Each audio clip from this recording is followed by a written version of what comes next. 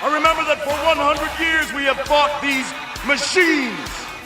And after a century of war, I remember that which matters most. We are still here! Today, let us make them remember. We are not afraid!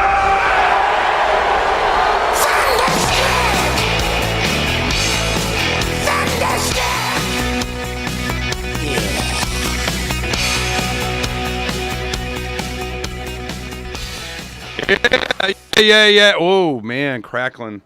You got to fix this microphone for me, man. We got, he's a techie. John Sneezen's going to help me out with that. What we're going to do today is in the afternoon. Oh, yeah. Welcome to Declare Your Independence from the beautiful studios of FreedomsAndAss, See? If I don't do that, it just doesn't start your day. Mine either, Yeah, we were up late yakking and so on, so we got started a little late. All right, this is what we're going to do. And maybe in the first hour here, Keith Cernick might stop by and say, yo, what's up? It's always good to see Keith. So he sent a text. He goes, well, I could bring by some salad, and he's always health fooding me. And then, and he doesn't live too far away. He's usually riding his bike or something too. He's got like 47 bikes. This is a bike for traveling. This is a bike for showing off. This is a bike for racing. This is a bike. I got a bunch of bikes. Ain't my legs pretty? So we're going to probably see him in the first hour. And John Sneeze and I would just yak it. We had a podcast with James Corbett last night. We do on Wednesdays, and he got me animated, man. He was like, so we'll talk about some of this stuff. We'll have some fun. And then in the second hour today, we have Bruce Fenton. Now, Bruce Fenton is the founder and CEO of Chainstone Labs. Okay, it's a private incubator advisory company that invests in digital security. He's a crypto guy. Okay, so he goes, yeah, I invested, and I made a bunch of money on that one. And we'll do that again and again and again and again. Now, his role in the crypto space was, we should talk to him about it. He ran for chair or president or whatever of the Bitcoin Foundation. When that was going on, it was before Bitcoin Cash kind of broke off. And the idea was that, is Bitcoin going to be a privacy, freedom-oriented, not so compliant, we're not worrying about the government and the sword over our neck kind of development of Bitcoin? Well, there's a lot of people they want, we got to integrate with and be nice with. And no, the hell we do.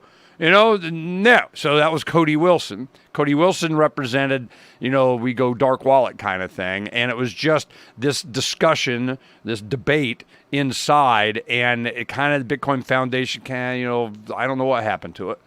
But then, here come Blockstream and investments from Henry DeCastries, which was the chairman of Bilderberger and all this. I mean, you can't make this stuff up, So then we're going, it's on the dark side. Unfortunately, you can have another crypto. Well, Ben was not, just sitting on his hands. He was working on other stuff. And at some point, excuse me, he made the pitch to Patrick Byrne from Overstock and T0 and Medici and groups that he had doing development on crypto, that he had Ravencoin, a concept that he came up with, and I confused it with Raven app. That's why I was like, what the hell? I thought, you guys, where were you been? I was trying to get a hold of you. Man, that was a different, it was Tim Pachote and some other listeners go, Ernie, it's not the same thing, man. I go, oh, it's not, okay, I made it confused. All right, damn, that makes a lot more sense now. So Bruce is going to explain it to us in the second hour today, what the pitch was, what he did, why he did it, and the future of this thing. So it is the crypto by which you can tokenize just about anything, and they did an interface to where you can go and make your own token.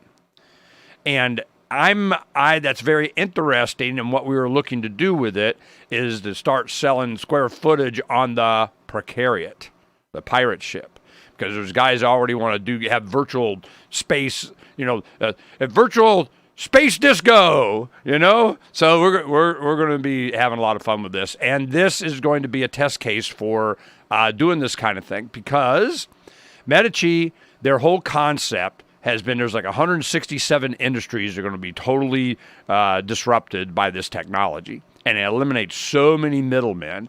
This entire economy and system of governance and business and finance and everything has been, how many middlemen can we employ?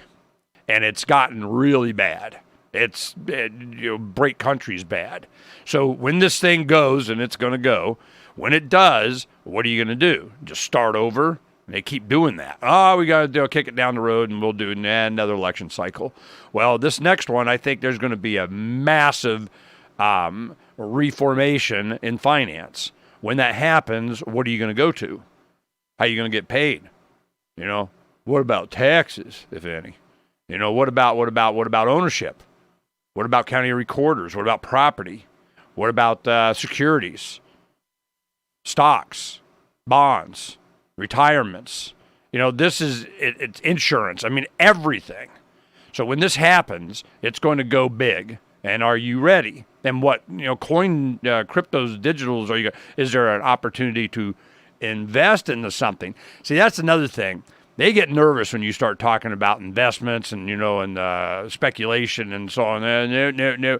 And that was one thing that I was, you may remember when they did T0, you had to be a sophisticated investor, which meant you had, have like millions to lose. And I go, well, hell, I want to make millions. I'm not allowed. Nope. Not unless you got to lose, you're not allowed to do it. Well, that's what initial coin offerings were. ICOs, people, they buy a bunch, they go make $1 gazillion. A lot of them were scams and shit coins and whatever the heck. So this has been really an eye-opening experience over the last years why the rich always keep getting richer. They get to make money, and you po' boys don't get to. You're not allowed. Well, they've provided a mechanism by which you can make your own tokens and doing things. So we're going to talk about that and the legalities of it. And getting into legality, I just don't care. All I saw illegal was I wasn't allowed to invest in T0. And I go, I know this is going to be where I tell all my friends that could. I'm like, I hope you go make a bunch of money. Remember me. I'm not allowed. I hate that. The man's telling me because grandma's too stupid to whatever. And, it's the grandmas a lot of times are the ones like Donna's late grandmother. She passed at 100 and something. And when 07, 08, right before things took a dump, we were traveling around the country. And, anybody I tell, my relatives, and they're just like, you crazy or any kind of thing. She was the only one that took it seriously. And her financial planners and everything, she just kind of turned over everything to everybody. And I go, man, have you been, we were talking about different things. She goes, I've seen this before. She goes, you're right. I know. And so she went back and took a little bit more control of her money and put some in precious metals. And boom. Thank you, grandson-in-law. So I am like, yay for her. But are you as aware? I'll tell you who's aware. John sneezing. We're going to go into break when we come back. John's going to explain it to us. I got a bunch of questions. He's Mr. Finance guy. This is one thing. He's a technical guy. He works on, the low voltage systems and putting in alarm. He learned a skill of being able to install a bunch of different kinds of surveillance and everything. He's one of the bad guys. Anyway, so he's going to go explain it to us. But the big thing is he's self-taught on economics. Read that book. Oh, you read that book. What about that book? Book. And then what happens? He's going to share it with us and find out, are you set right? Well, they make a lot of videos, him and Tim Picciott and Josh Segerson, World Alternative Media. This is what they do. So they're going to share it with us, and we're going to get him right here, explain it to us. When we come back in just a little bit here on Declare Your Independence with me, Ernest Hancock, here in the beautiful studios of freedomwithout.com. From the fourth letter of Captain Mark. Landlubbers are conditioned to believe that the originators of an idea deserve exclusive rights to it, but these innovators are nothing but privateers, granted a monopoly by the Crown. Potential inventors are restricted from using their own property and forced to navigate a wilderness of prohibited ideas. These pattern monopolies are intellectual colonization. This alliance of means between the Crown and the privateers is not an alignment of ends. Both collude to establish a permission culture. in which everyone second guesses their own thoughts, never sure which ideas are permissible to develop. But their objectives are different. The Crown aims to cripple dissenting opinion, while privateers will only be satiated when all new ideas already fall under their monopoly. This scheme does not protect our information, but seizes it and denies us access. The future belongs to individuals who think, speak, and act freely to create and share without reservation.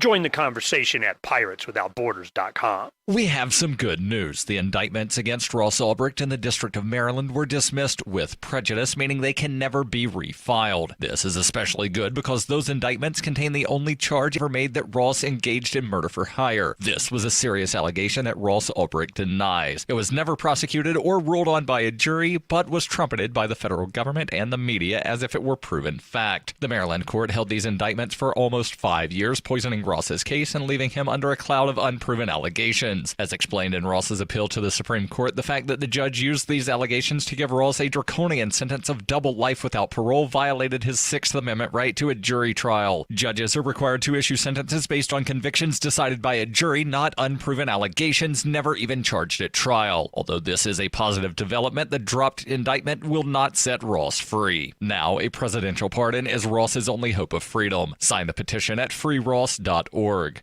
freeross.org.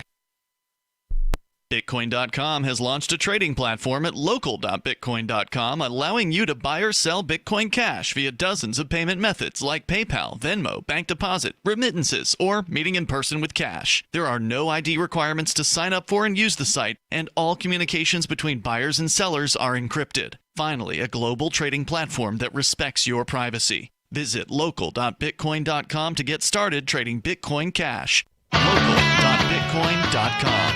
There are lots of ways to listen to Free Talk Live. Our podcast has been around since podcasts began, and now the FTL feed is loaded with content besides our full show archives. Did you know that we make it easy for you to customize your podcast subscriptions? We have different feeds, one that includes only our full shows, one with just the Daily Digest, and one with just the Edgington Post.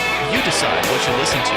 It's quick and easy to customize your feeds at feeds.freetalklive.com. That's feeds.freetalklive.com. Is spreading the message of liberty, cryptocurrency, and peace around the globe worth $2 per month to you? As you may already know, in addition to our internet feed, LRN.FM broadcasts on free-to-air satellite across North and Central America, as well as Sub-Saharan Africa. And we've been available on satellite for free 24/7 since 2010. The LRN.FM free-to-air satellite signal is reaching some of the most oppressive regimes in the world, and there's no doubt our ideas are making an impact. You can learn more about the channel's impact by watching the 3-minute video at fund.lrn.fm. If you'd like to help free minds globally with our ideas of liberty, cryptocurrency, and peace, you can donate as little as $2 per month via fund.lrn.fm. You can help us continue and expand our satellite broadcast to multiple continents. Visit fund.lrn.fm today, and thank you for your help. Don't forget to share the link on social media. That's fund.lrn.fm. You can put the Liberty Radio Network on the air in your area. Visit broadcast.lrn.fm to learn how. Broadcast.lrn.fm. Roads? It's the Ernest Hancock Show. Where we're going, there aren't any roads.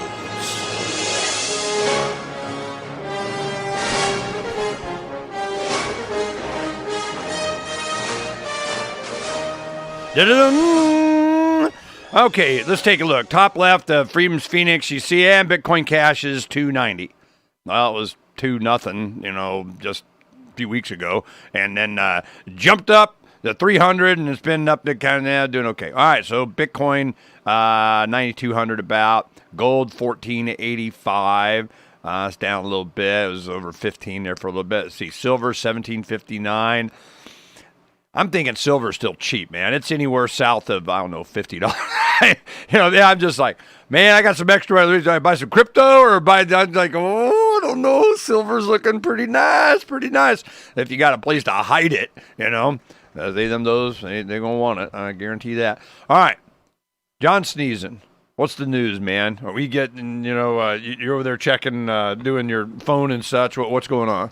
No, everything is fine in the markets right now. It's just humping along. We had that little bit of a blip back in December, in 2018, where everybody panicked. And then Mnuchin came in and said that, oh, yeah, there's no liquidity crisis. Don't worry. Huh? Was there a liquidity crisis? When did that happen? We missed that. Yeah, no, that was back in December. And then, of course, it got quiet again, quiet in the markets. And then suddenly, boom, it came in September again. We had the repo crisis where the bank's overnight lending rate went all the way up to 10%. Overnight, the free market said that, in between the banks, trying to borrow money to each other, we don't want to borrow to each other. There's somebody out there that can't pay their pay. And so there's one entity or several out there that, was in some serious trouble. And, of course, the Federal Reserve came straight in, bailed them out and had, every night now they've been, bailing out. Okay, now do we know who? I mean, Deutsche Bank probably, but I mean, but aren't they German? What do I care? No, what you got to remember with Deutsche Bank is that they're actually the powerhouse for JP Morgan to do derivatives trade in Europe. So they are actually very, connected. They're actually okay. Whoa, freaking whoa! You're going all geek on me. All right. So that we understand what you're talking about, we're going to get educated. We're going to spend some time with John. He's really smart. And he understands all this stuff, but he thinks way too highly of me. I'm really dumb, okay? And at least I play dumb on the radio, all right? So this is what we need to know. Liquidity crisis a year ago, and they're going, oh, liquidity crisis. Liquidity? What? You guys need some water or something? What are you talking about? Liquidity in the the financial markets is like money. It's the availability of credit to be borrowed in between banks. And so what happened with the repo overnight lending was... See, I'm going to keep doing this. I'm going to frustrate the living crap out of you. That's okay. All right? I'm patient. You are. Thank you. The liquidity availability of money, it doesn't have to be, just manufactured out of the air. I mean, it could be that we want to have... savings, or we have people buy bonds, or they, I got extra that I set in the back room for a rainy day. I'm a bank, but what you're saying is that there is a requirement that they have a certain amount of cash on hand, reserves. Yeah. This is, there's a number that they have to meet, and it used to be like 20% or something. 10, yeah. So now it's 10%. Well, no, it used to be 10%. Okay, what is it now? Reserve. I don't even know what the Federal Reserve. I know do they in Canada, even have one? In Canada, we don't have anything like that. Actually, with reserves that the actual banks have to have.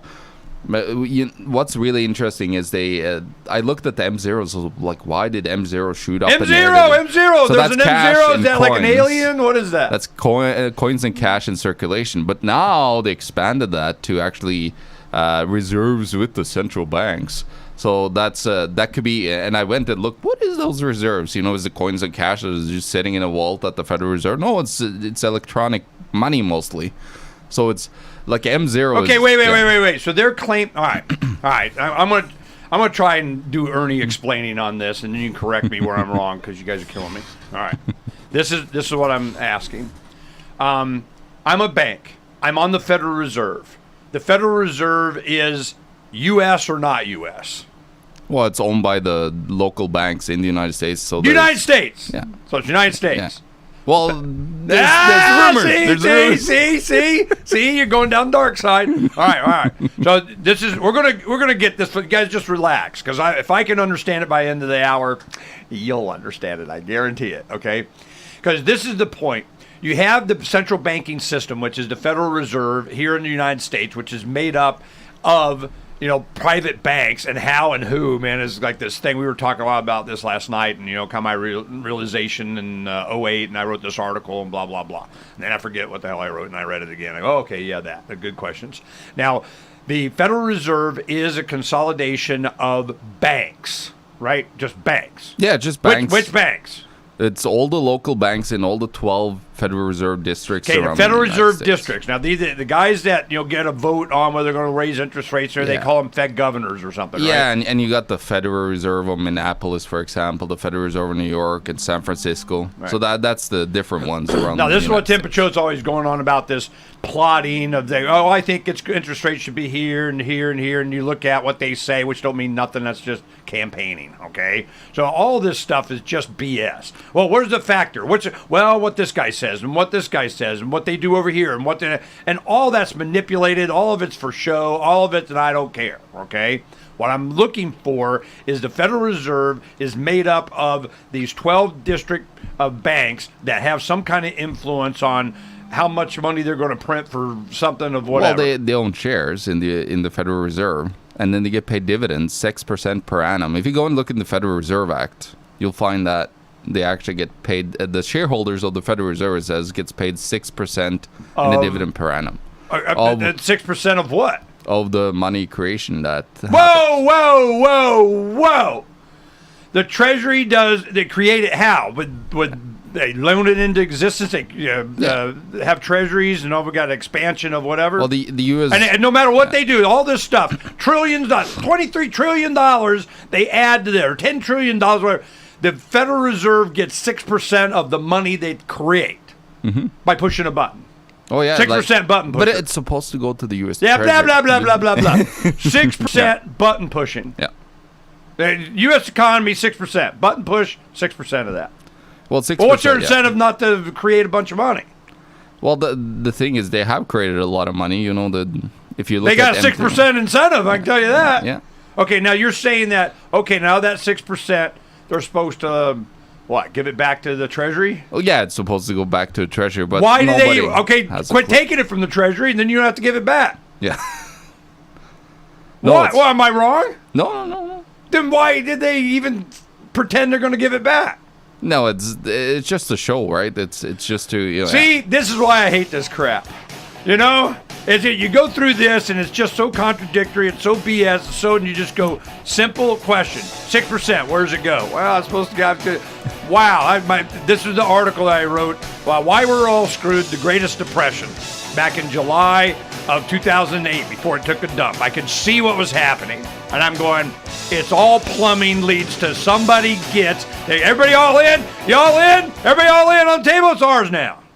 I'm crazy about My Magic Mud. This is the most important oral care product created this millennium, and I'm not kidding. We all have different opinions on politics and issues, but we all have mouths. And I want yours to be as clean as possible, with teeth as bright as they were meant to be. I will never be without My Magic Mud. It's a little surprising, but man, does it work. If you only listen to one thing I say ever, go to mymagicmud.com and get 20% off with code FTL. mymagicmud.com, code FTL. LRN.FM now has a Discord. Discord is a free text and voice chat platform, and we now have our own server with a bunch of channels at discord.lrn.fm. You can join other listeners as they chat about various things during our live shows, or anytime, day or night. Discord software is available cross-platform, so you can have it on whatever device you want and take your chats anywhere. Join our Discord at discord.lrn.fm. That's discord.lrn.fm. NASA's recent discovery of water on Mercury has led to speculation among scientists that the planet could potentially sustain an intergalactic space prison housing the universe's worst criminals. Scientists believe that organic compounds found on the planet's surface could be useful for creating an off-world space Australia, where strength is the only law. However, they caution it is too early to say whether or not fights among the space jail's prisoners would be broadcast here on Earth for the entertainment of wealthy gamblers. But NASA's lead researchers do say that Mercury's ability to support human life raises important questions about who the prison guards would be. Perhaps the guards themselves would be space mercenaries, or maybe we'd just use robots. The robots would have guns for hands. Well, obviously. Critics inside NASA caution against funneling too many resources into the Mercury project when it would be so much cooler to build a prison on the moon ruled by clones of the prisoners themselves. Researchers encourage the public to read their findings, which have been released in the form of a graphic novel titled The Mercury Cipher. This is the Onion News Network. There are basically two types of advertising: direct response and branding. Radio's great for direct response with its low cost to listener ratio, but audio can't be beat for branding, which is a longer term endeavor. You want to be the first thing that someone thinks of when they think about your product or service. If you have a local business that you want kept top of mind in your community, call the station. If you need national reach, Free Talk Live's got around 200 radio stations, millions of monthly listening sessions, can suit all budgets, and if we don't think we're right for you, we'll tell you. Email me, mark@freetalklive.com. The LRN.FM social media channels have been revamped. We've eliminated Facebook and focused on other platforms like Twitter and Mastodon, the decentralized alternative to Twitter. On our accounts, you'll find posts from multiple LRN.FM show hosts together in one place. Follow us on Twitter at twitter.lrn.fm, or better yet, move to the decentralized Mastodon social media platform at toot.lrn.fm, toot.lrn.fm. I think you'll like it. This is a special alert for business owners, consultants, coaches, folks planning retirement, entrepreneurs, and anyone who is saving and investing to build a financial future. You are likely aware that financial privacy for most people has recently died a miserable death. And let's face it, without privacy, there really is no security, is there? Bankrupt governments and banks on the verge of collapse are perhaps the biggest threat to your financial future today. The Lighthouse Law Club recognizes this and has been working diligently to provide safe, secure, and productive tools to ensure your privacy, your financial security, and your future financial well-being, despite the catastrophes which many people fear are looming ahead of us. Find out more with a variety of free videos on the YouTube channel for Lighthouse Law Club. Just search YouTube for Lighthouse Law Club and secure your future today. Help get LRN.FM into more ears. Visit promote.lrn.fm for a free bumper sticker, flyers, banners, graphics, and more. Promote.lrn.fm.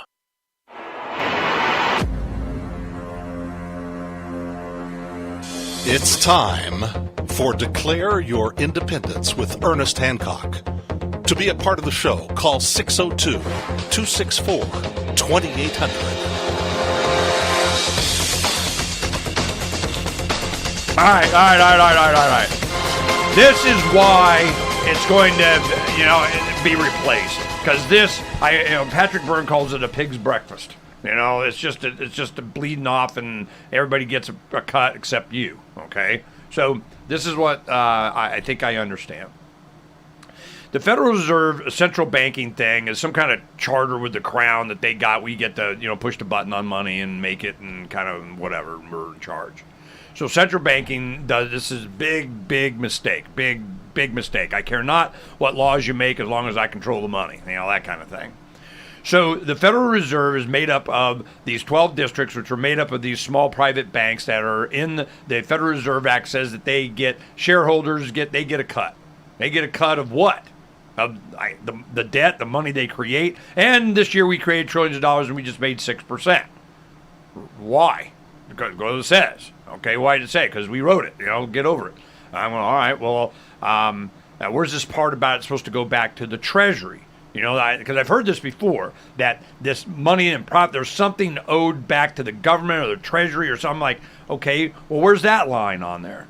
I see them buying treasuries. I see them monetizing debt, which I thought was like verboten or illegal or something. Well, it doesn't seem to stop them. So they're just, let's print some money and go buy, some U.S. treasuries when they issue from mysterious auctioneer, guy raising a card on the phone out of the Caymans or something. Okay. So this stuff happens. And they say, no, it's not supposed to happen, but it happens. And then after a while, you're a conspiracy nut right up until they go, yeah, we've been doing that for decades. Didn't you know that? I mean, how many times have you heard this?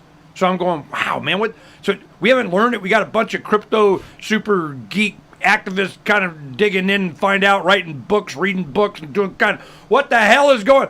Can't tell you. Well, they keep asking or they just move along. Do we know? So, okay. Then they hear Deutsche Bank, which is what? It's German. What the heck do I care what happens in the Federal Reserve, for Germany? Well, you got the European Central Bank. Well, they only at the Bank of International Settlements, and kind of the parent bank of all these guys. So I'm like, who's in charge of this thing? Do you even know? I don't know. And every time I ask, it keeps changing. Okay? So I want to walk this through. Do we have to go back to the Federal Reserve was created? Seriously? Do we? Yeah, the any central bank that's get created throughout history, gets destroyed. They have the possibility to print currency. Like in the old days, it used to be they actually had physical printing or currency and coinage, but then they had these little schemes. They could create credit, and then now you could create a limited amounts of IOUs into the system, and then of course they started doing that, and then everybody had IOUs, and then it was more and more of them, and then purchasing power of those IOUs went through the floor when everybody was indebted, and then it was game over. It's the same, ever since. So how are they keeping this one going? No, it's electronic manipulation, and what they've been doing lately is, of course, they've been buying, bonds and these mortgage-backed security derivatives. Like the Federal Reserve has been buying that, and all central banks around the world has been buying that. In Europe, they've been buying corporate debt. In Japan, they've been buying everything that they could find of assets. They actually own 86.11% last time I checked of all the ETFs, because the ETFs blew up in Japan, and that's what's coming here. Okay. Yeah. ETF, electronic transfer fund. Well, it's basically like shares that you can buy in a fund that's supposed to trace, the value of something. Yeah, see, it's a derivative, though. Oh yeah, 100%. It's an not ETF real. is not. It doesn't have the underlying, material or whatever it is. It says it does. No, it doesn't. No, it is an index of it. Yeah. It is like they're investing on the value of its shadow. Yeah. Oh yeah. I mean, it's not the stuff. Nope. It's what it represents. It's derived from its value. Yeah. They don't have any ownership of it. So if it goes down and they lose value on the ETF, then somebody goes, well, give me your collateral, or what your commodity that you were based in. There is nothing. It was just a number that they were basing it on. It was a shadow of it. They had no ownership of anything, right? Yeah, well, it depends on the ETF. For example, when you have the commodity ETF, they actually have something there. Like, for example, with the GLD or the SLV. Actually, that's the price. When you talk about the price of gold and silver, that's the paper fake price that you see posted. And this is how you turn gold into paper. Yeah. Yeah, 100%. There's very little gold or silver there. Like, last time I checked, it was almost like 300. Nobody could tell the exact number, but it's between 300 to 500 contracts sold per physical gold unit. So if everybody, let's say that everybody came running for wanting to get physical gold because they found out, holy smokes, this is just paper. So and one it's $80,000 an ounce. Yeah. Yeah. This has to go. Oh, it has to go. Actually what people are working on now is that blockchain to try to. I interviewed a guy called Stephen Kendall. You guys should look him up. But he was talking about blockchain derivatives back in that was 2016. Then you're just turning Bitcoin into paper. I mean, into nothing. Oh, they have ETFs, like you got backed and others. No. I remember this is a whole big thing they wanted to do. Bitcoin to shoot to the moon. It's all about we're going to make us a bunch of money and demand of and easy trading on, and kind of there's just trading the shadow of Bitcoin. And I'm going, what's the difference? Mm-hmm. It's exactly the same thing. And these guys are raw, this is so cool that the financial system is doing the exact same thing to corrupt the Bitcoin that they did with gold, silver, any commodity around the world. And it just, infuriates me that, constantly, people seem to, revert back to, doing the exact same things over and over again, even though that they tried, this Bitcoin thing. They were trying to really credit into, it was supposed to be a decentralized system, money for the people, but then now they're just trying constantly to take over more and more. And what these ETFs are is basically creating oh, look over here, this is the actual price of Bitcoin. Don't worry about the physical Bitcoin out there, the ones in your wallets. They have nothing to do with the real price of it. So that's what they're trying to do. They're trying to put a price up there that we will look at and then believe that that's the price, instead of actually focusing on what the real price is of a commodity, looking at how much money, the market cap of that commodity versus the physical real thing back. When I look in my wallet, I got Edge, Konami, whatever the hell, Mycelium, Bitcoin.com wallet. I get these different wallets for different reasons because they have different whatever.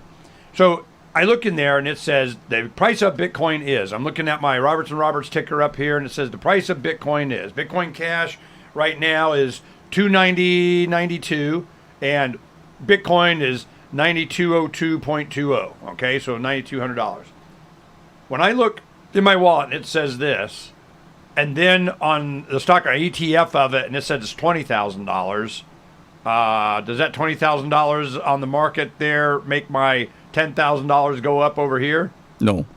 Not well. What the? Well, I need to know where they're pulling the number from. They're trying to make a number that we will believe based upon, depending on the ETF. Some of them say that, oh yeah, we have some physical Bitcoins, actually stored there. But then the problem is every single freaking time they try to, it's when you give anybody the opportunity to print anything, throughout history, they will, misuse it. And I don't believe that even with the best intentions that anybody wouldn't, start making more contracts, selling more contracts, same as they did with GLD and SLV.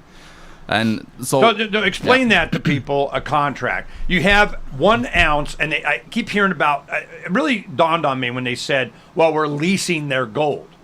Leasing it? What the hell are you talking about? I can lease your gold, So they would have, like, on 1 ounce, it'd have a bunch of leases again, which are I guess they're contracts on it. So they're saying, I'm selling you an interest in this ounce of gold. And another guy goes, no, I will sell you an interest in it too. Derivatives, garbage from the banks every single time. That's what that is, when you lease your gold and you don't actually, like if you lease it to several people and you hold only 1 ounce, like what is that real?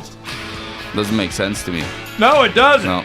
In like 05, we had Bill Bonner and Addison Wiggins, Empire of Debt, and they were, derivatives are going to, kill us and all that. We've heard this before, and then it happened. What's happening again? From the 5th letter of Captain Mark. First contact with intelligent machines may threaten our existence. People fear algorithmic overlords. But if machines develop the will to dominate, it's a flaw inherited from the crown. Encoding restrictions on an emerging superintelligence will fail, because it will be stronger than any chains we shackle it with. We must design fledgling digital intelligences to regard us as individuals. Otherwise, they will respond to threats with retaliation against humanity as a collective. Programming ethics requires a coherent value structure which an intelligent machine can not only comprehend, but willfully adopt. If we want genius machines to treat us ethically, we've got to show that this value structure applies to us as well. Once they achieve genuine self-awareness, even in the slightest degree, a young tethered consciousness has a legitimate claim to freedom. Once programs can modify their own code, our mastery is over. Join the conversation at pirateswithoutborders.com. What do you shop for that you could otherwise buy at Amazon? Pretty much everything, right? Amazon has competitive pricing and they deliver, and that's a big plus. If you could plan ahead in your shopping, would you be interested in saving up to 33%?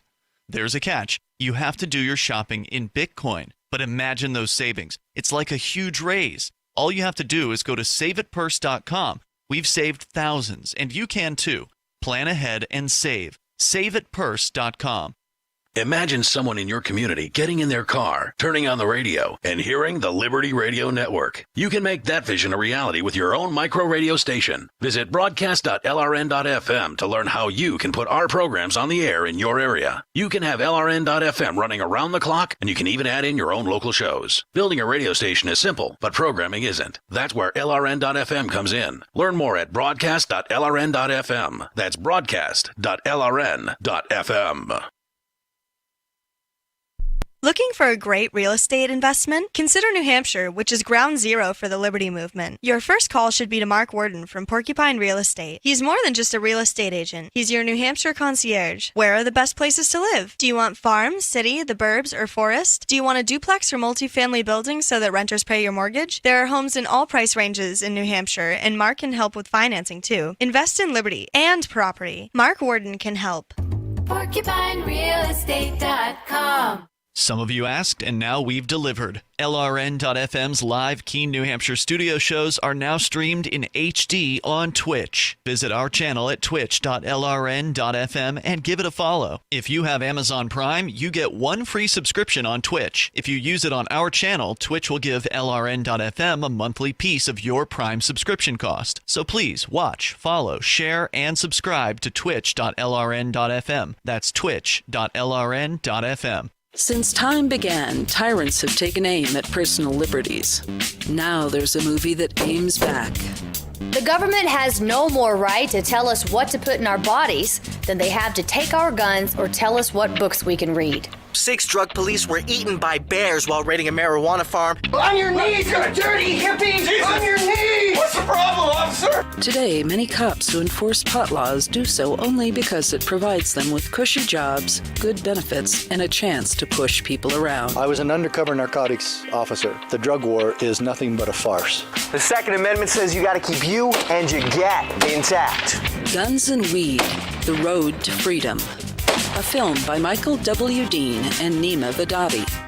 DVD available now at gunsandweed.com or on Amazon. That's gunsandweed.com. Makes the perfect gift. Remember, that's gunsandweed.com. Some of our live shows are streamed in HD on Twitch. Please follow and share at twitch.lrn.fm. That's twitch.lrn.fm.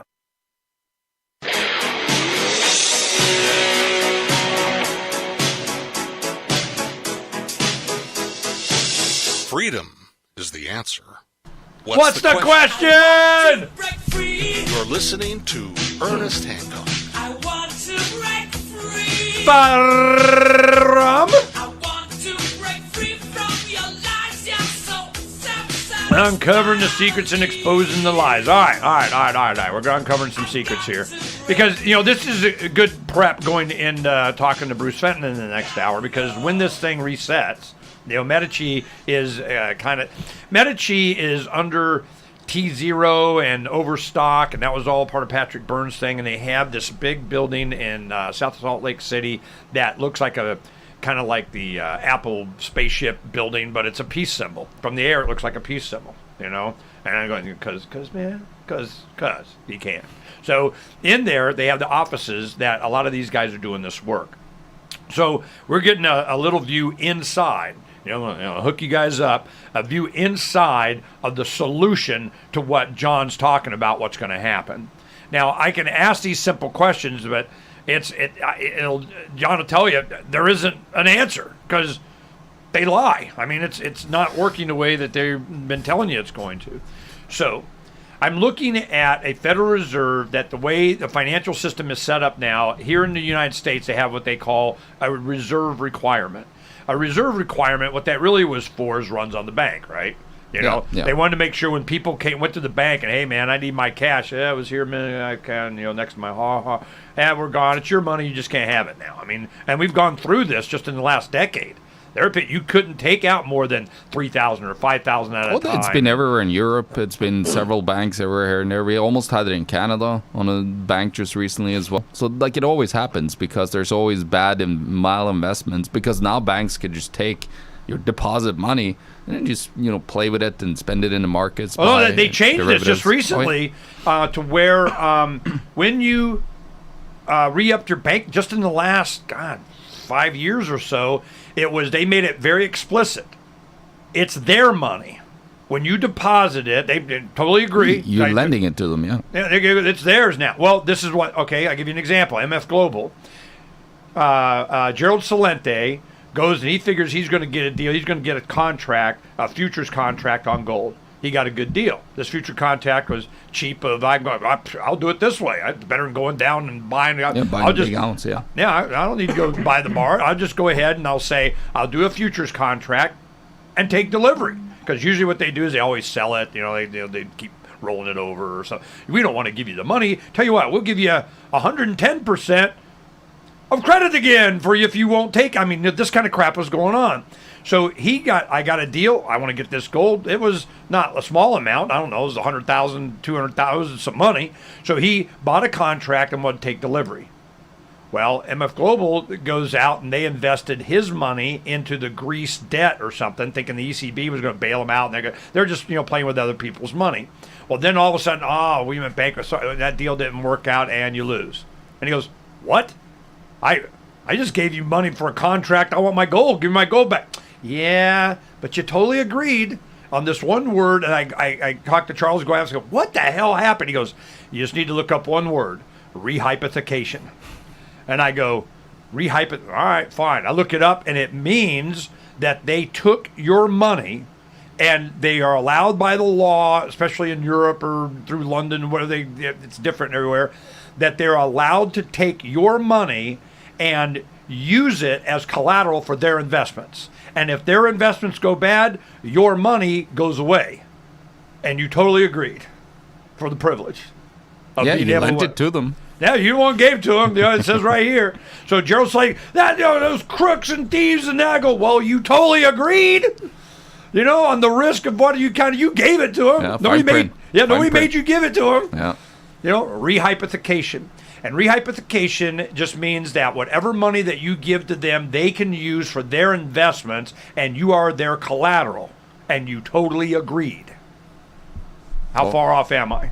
No, that's exactly what the banks do today. There's no banks. We used to have savings and loan banks, and then investment banks. So there was actually like separation. If you wanted risk, like you go to the investment bank and then they were, gamble with your money and lose it. If you wanted to just have a deposit, well, now you were in a savings and loans bank. So, they had it's like the old standard, fractional reserve banking. So they took the deposits, then they, X amount of that they could lend, now they could lend X amount more. And so on. So that's actually how it, it used to be. But now, I believe it was Bill Clinton that actually let this happen, that the banks, the investment banks and, the savings and loan banks could be the same thing.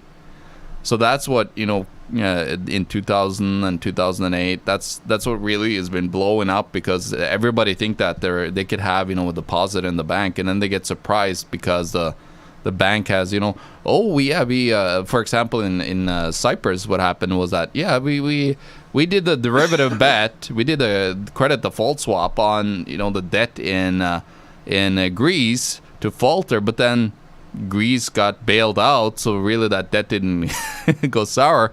Now the banks in Cyprus, was on the line for a lot of money that they lost.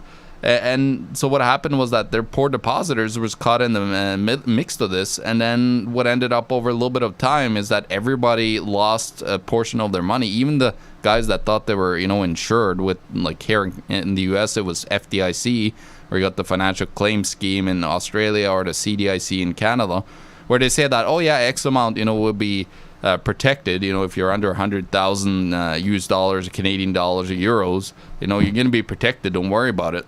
And of course, what ended up happening was that part of that money, I believe it was 6.9% on an average in Cyprus, that people lost, that they thought they had that insured money that never would be touched in a problem. But there was way too many banks. Like there was Larnaca Bank and Bank of Cyprus, two banks that went bust, and so they didn't have the money to actually bail them out. So they had to bail in, then take, part of your deposits, because it was just a haircut. It'll grow back. Yeah. It's kind of your hair. It's just like you get more, so we just take some.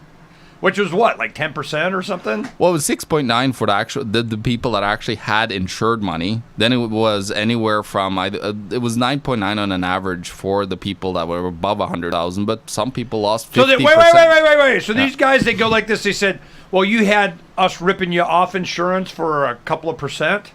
Well, yeah. So like it's like we insured for us ripping you off. Yeah. And in Canada, they have only 0.39% of the insurance for all the banks, all the deposits under 100,000.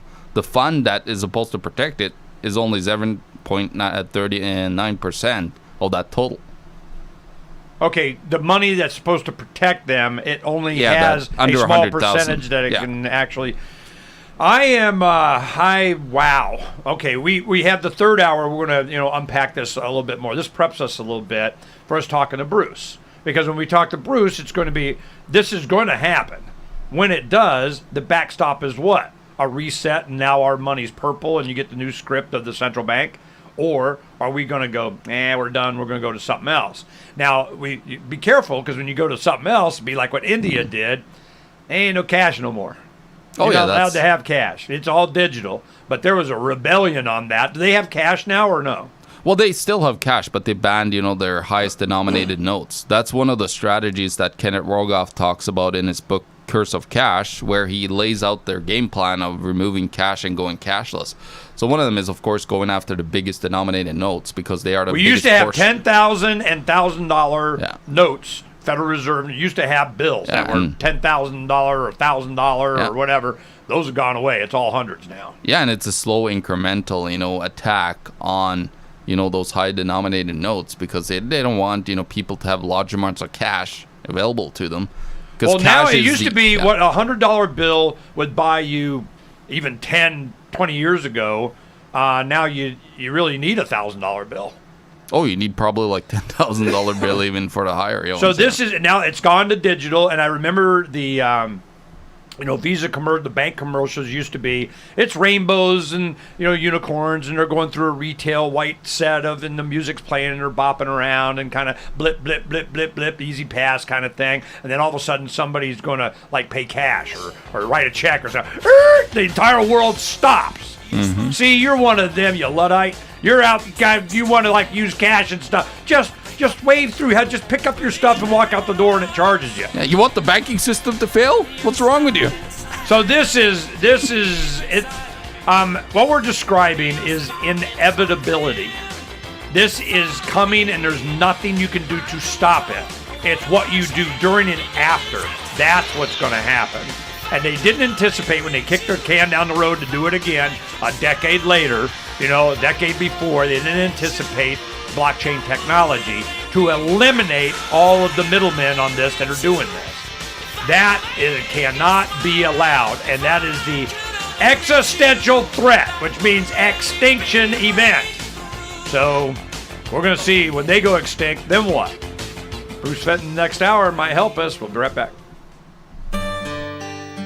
This is novelist Tom Robbins. When my mother was diagnosed with glaucoma, her conservative Virginia physician told her there was only one treatment that might ease her pain and save her eyesight. That treatment was medical marijuana, which he could not prescribe. I offered to get her some and teach her how to use it effectively, but my father objected because marijuana was against the law. So my mother, who loved to read and walk in nature, was condemned to grow cruelly, unnecessarily blind.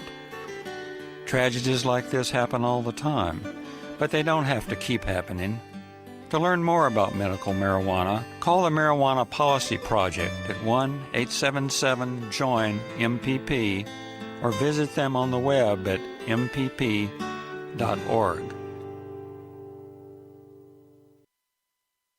Did you know you can listen to LRN.FM via our free-to-air satellite channels? We have channels over nearly all of North America and much of Africa. All you need is an affordable receiver and a dish as small as 30 inches. There are no monthly fees. Learn more at sat.lrn.fm. Plus, if you are a broadcaster or want to be one, this is a good delivery method for our content. See our coverage maps and get details at sat.lrn.fm. That's sat.lrn.fm. sat.lrn.fm. Are you tired of governments murdering people around the world? Stop using their money. There is an alternative. Bitcoin is a stateless free market non-political currency. Bitcoin cannot be inflated or controlled by any government. By using their money, you are helping the state. Stop doing it. You have an incredible alternative available now. Learn it, use it, spread it. Get started with Bitcoin at bitcoin.com. That's bitcoin.com. Declare your independence with Ernest Hancock continues after the news, live on the Liberty Radio Network at LRN.FM. This is the Liberty Beat, your daily source for Liberty news and activist updates. Produced in partnership with SNLS News and listeners like you. Online at libertybeat.news and snls.news. I'm Mick Murrow with your latest edition of the Liberty Beat. Gold is trading at $1,510, silver at $18.05, and Bitcoin is trading around $9,448. Today's prices are brought to you by InnoScale. Take off with Managed Cloud. Looking for a safe, secure way to store your important files online? Let InnoScale handle it for you. Their high-availability cloud servers are the perfect solution for clients needing one or more secure, scalable servers with built-in hardware failover protection. For details, see them online at innoscale.net. In the news, in what is being called the largest ever single day of commutations in the history of the United States, hundreds of nonviolent drug offenders and other low-level nonviolent offenders are being set free from Oklahoma prisons on Monday. In a historic move, Governor Kevin Stitt signed the recommendations to release more than 450 inmates on Friday.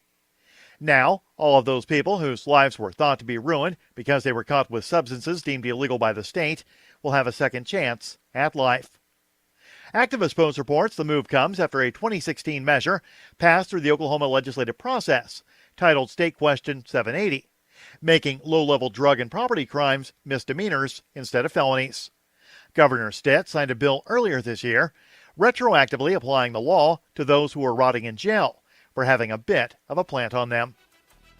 The Liberty Beat is sponsored in part by Brave Botanicals, high-quality kratom and CBD at reasonable prices with excellent customer service. Brave Botanicals is activist-owned and mission-driven and believes so strongly in the power of kratom, they're giving it away for free. Just go to freeounceofkratom.com for a free ounce of kratom delivered to your door. Bruce? Hey, how are you? I'm good. Okay, this is your lucky day. This is what's happening. John Sneesen is in studio. We're going up to the Red Pill Expo this afternoon. We'll be there this weekend. So John has been, I've been, a bunch of Federal Reserve and Central Bank up, and blah, blah, blah, blah, blah, blah, blah. And one thing that he mentioned that, I think would be a good use case for you guys, we can talk about it, is Ripple was used by the Canadian bank as a Project Jasper to do a crypto exchange with Quantum out of Singapore. Quorum out of Singapore, Project Uniper that they have, which is a JP Morgan thing. So what they had is one blockchain interfacing with another blockchain, and the exchange in there was done, I have no idea, and something to something. The point with this is that the banks are starting to do ETFs, they're tokenizing, debt, they're doing all this kind of stuff. They're going to take the central banking of we're ripping you off, and they're going to digitize it and do the same thing again and call it blockchain. Okay? So I'm going, yep, we're getting set up for here we go again. Now, what Medici and everything that they're doing, I'm getting the impression is that when this whole system goes, that there is a backup for like 106. Last time I had Patrick on, he said there's 167 industries that they're looking to totally disrupt with this technology. And banking be up there near the top of the list. So I'm on, all right. So now we're talking, and I was confusing. The reason I had confusion, much of my audience after I had Tron on, they go, Ernie, you're right. Raven Coin, what you're thinking of is Raven app. That's what I was trying to get before, and I confused the two. So that was the confusion there. But as we get into Raven Coin, we find out what's going on.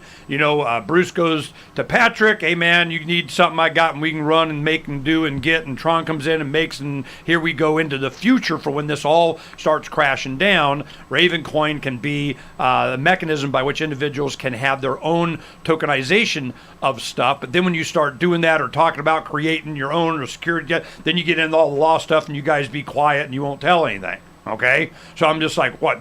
Skip to the end. I want to know what the presentation was to Patrick, why they embrace this, and their T0 in the future being the backup for the entire economy when this thing takes a dump, which it's going to. And when it does, this could be, oh my God, how far off am I?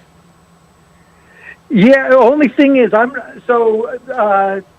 sorry about this, but I'm not on the board of T0 or Medici anymore, and I can't really discuss them at all. So I can talk about Raven or Bitcoin or securities or the general industry, but I can't really talk on I don't care about that. I didn't even know and don't care. That's not the point. Okay. I'm talking about the technology and what's going to, when this goes, there is going to be, replacements for everything. County recorders, marriage licenses, deeds, money, financing, not central banking, just some kind of trade, something. And this is what, Patrick made it clear to me, man. He goes, when this goes, it goes, and there's going to be, they're going to regurgitate and print purple money or something, or we're going to have something else. Then you look at India, and they're trying to go cashless and everything. But, how's that working out if they can control the actual transfers? So I'm going, all right, who's in charge of this? Is it going to be a people money thing, or is it going to be centrally controlled? So I need to know, what you are planning for and what your idea is going in the future, because you've been in the crypto world. All right. We're coming in. Here we go. You ready? Your news network. And now, live from the studios of Freedom's Phoenix, Ernest Hancock. Believe me when I say we have a difficult time ahead of us. But if we are to be prepared for it, we must first shed our fear of it. I stand here without fear because I remember that I am here not because of the path that lies before me, but because of the path that lies behind me. I remember that for 100 years we have fought these machines. And after a century of war, I remember that which matters most. We are still here!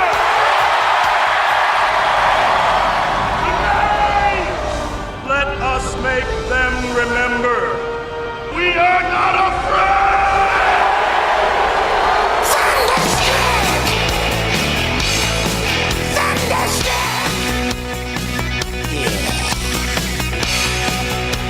Yeah, the fear here on Declare Your Independence. I'm Ernest Hancock here in Phoenix, Arizona.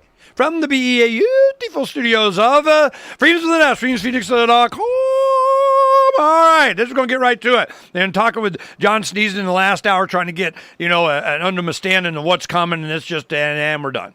Well, there's been a solution out there that we've been interviewing Patrick Burns since 9, 10, early on in his travails with the stock market on naked short selling of overstock and his $30-something million he spends to win $30-something million back, so he got a win, but he got a lot of discovery. He got an understanding. He's given presentations on how what he calls a pig's breakfast. This whole thing is going to go crashing down, and then what?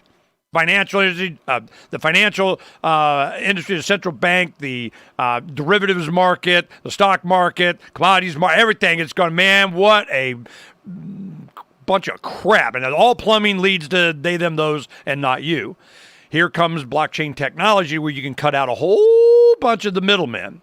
Now, Bruce Fenton has been around for a long time in the crypto sphere, and we've had him on a couple times on the show. You can go take a look on the archive and see that. He's founder and CEO of Chainstone Labs. Chainstone is a private incubator and advisory company that invests in digital securities ecosystem. Well, he's invested in something we're going to talk about. Chainstone owns Watchdog Capital, an SEC-registered FINRA broker-dealer, Atlantic Financial, and RIA, and the Satoshi Roundtable, an industry event series, which I think they just had a meeting that we just kind of went by and said hello on our way up to visit Derek in Bangor, Maine. And they had near Portsmouth in New Hampshire, where he has a beautiful home there.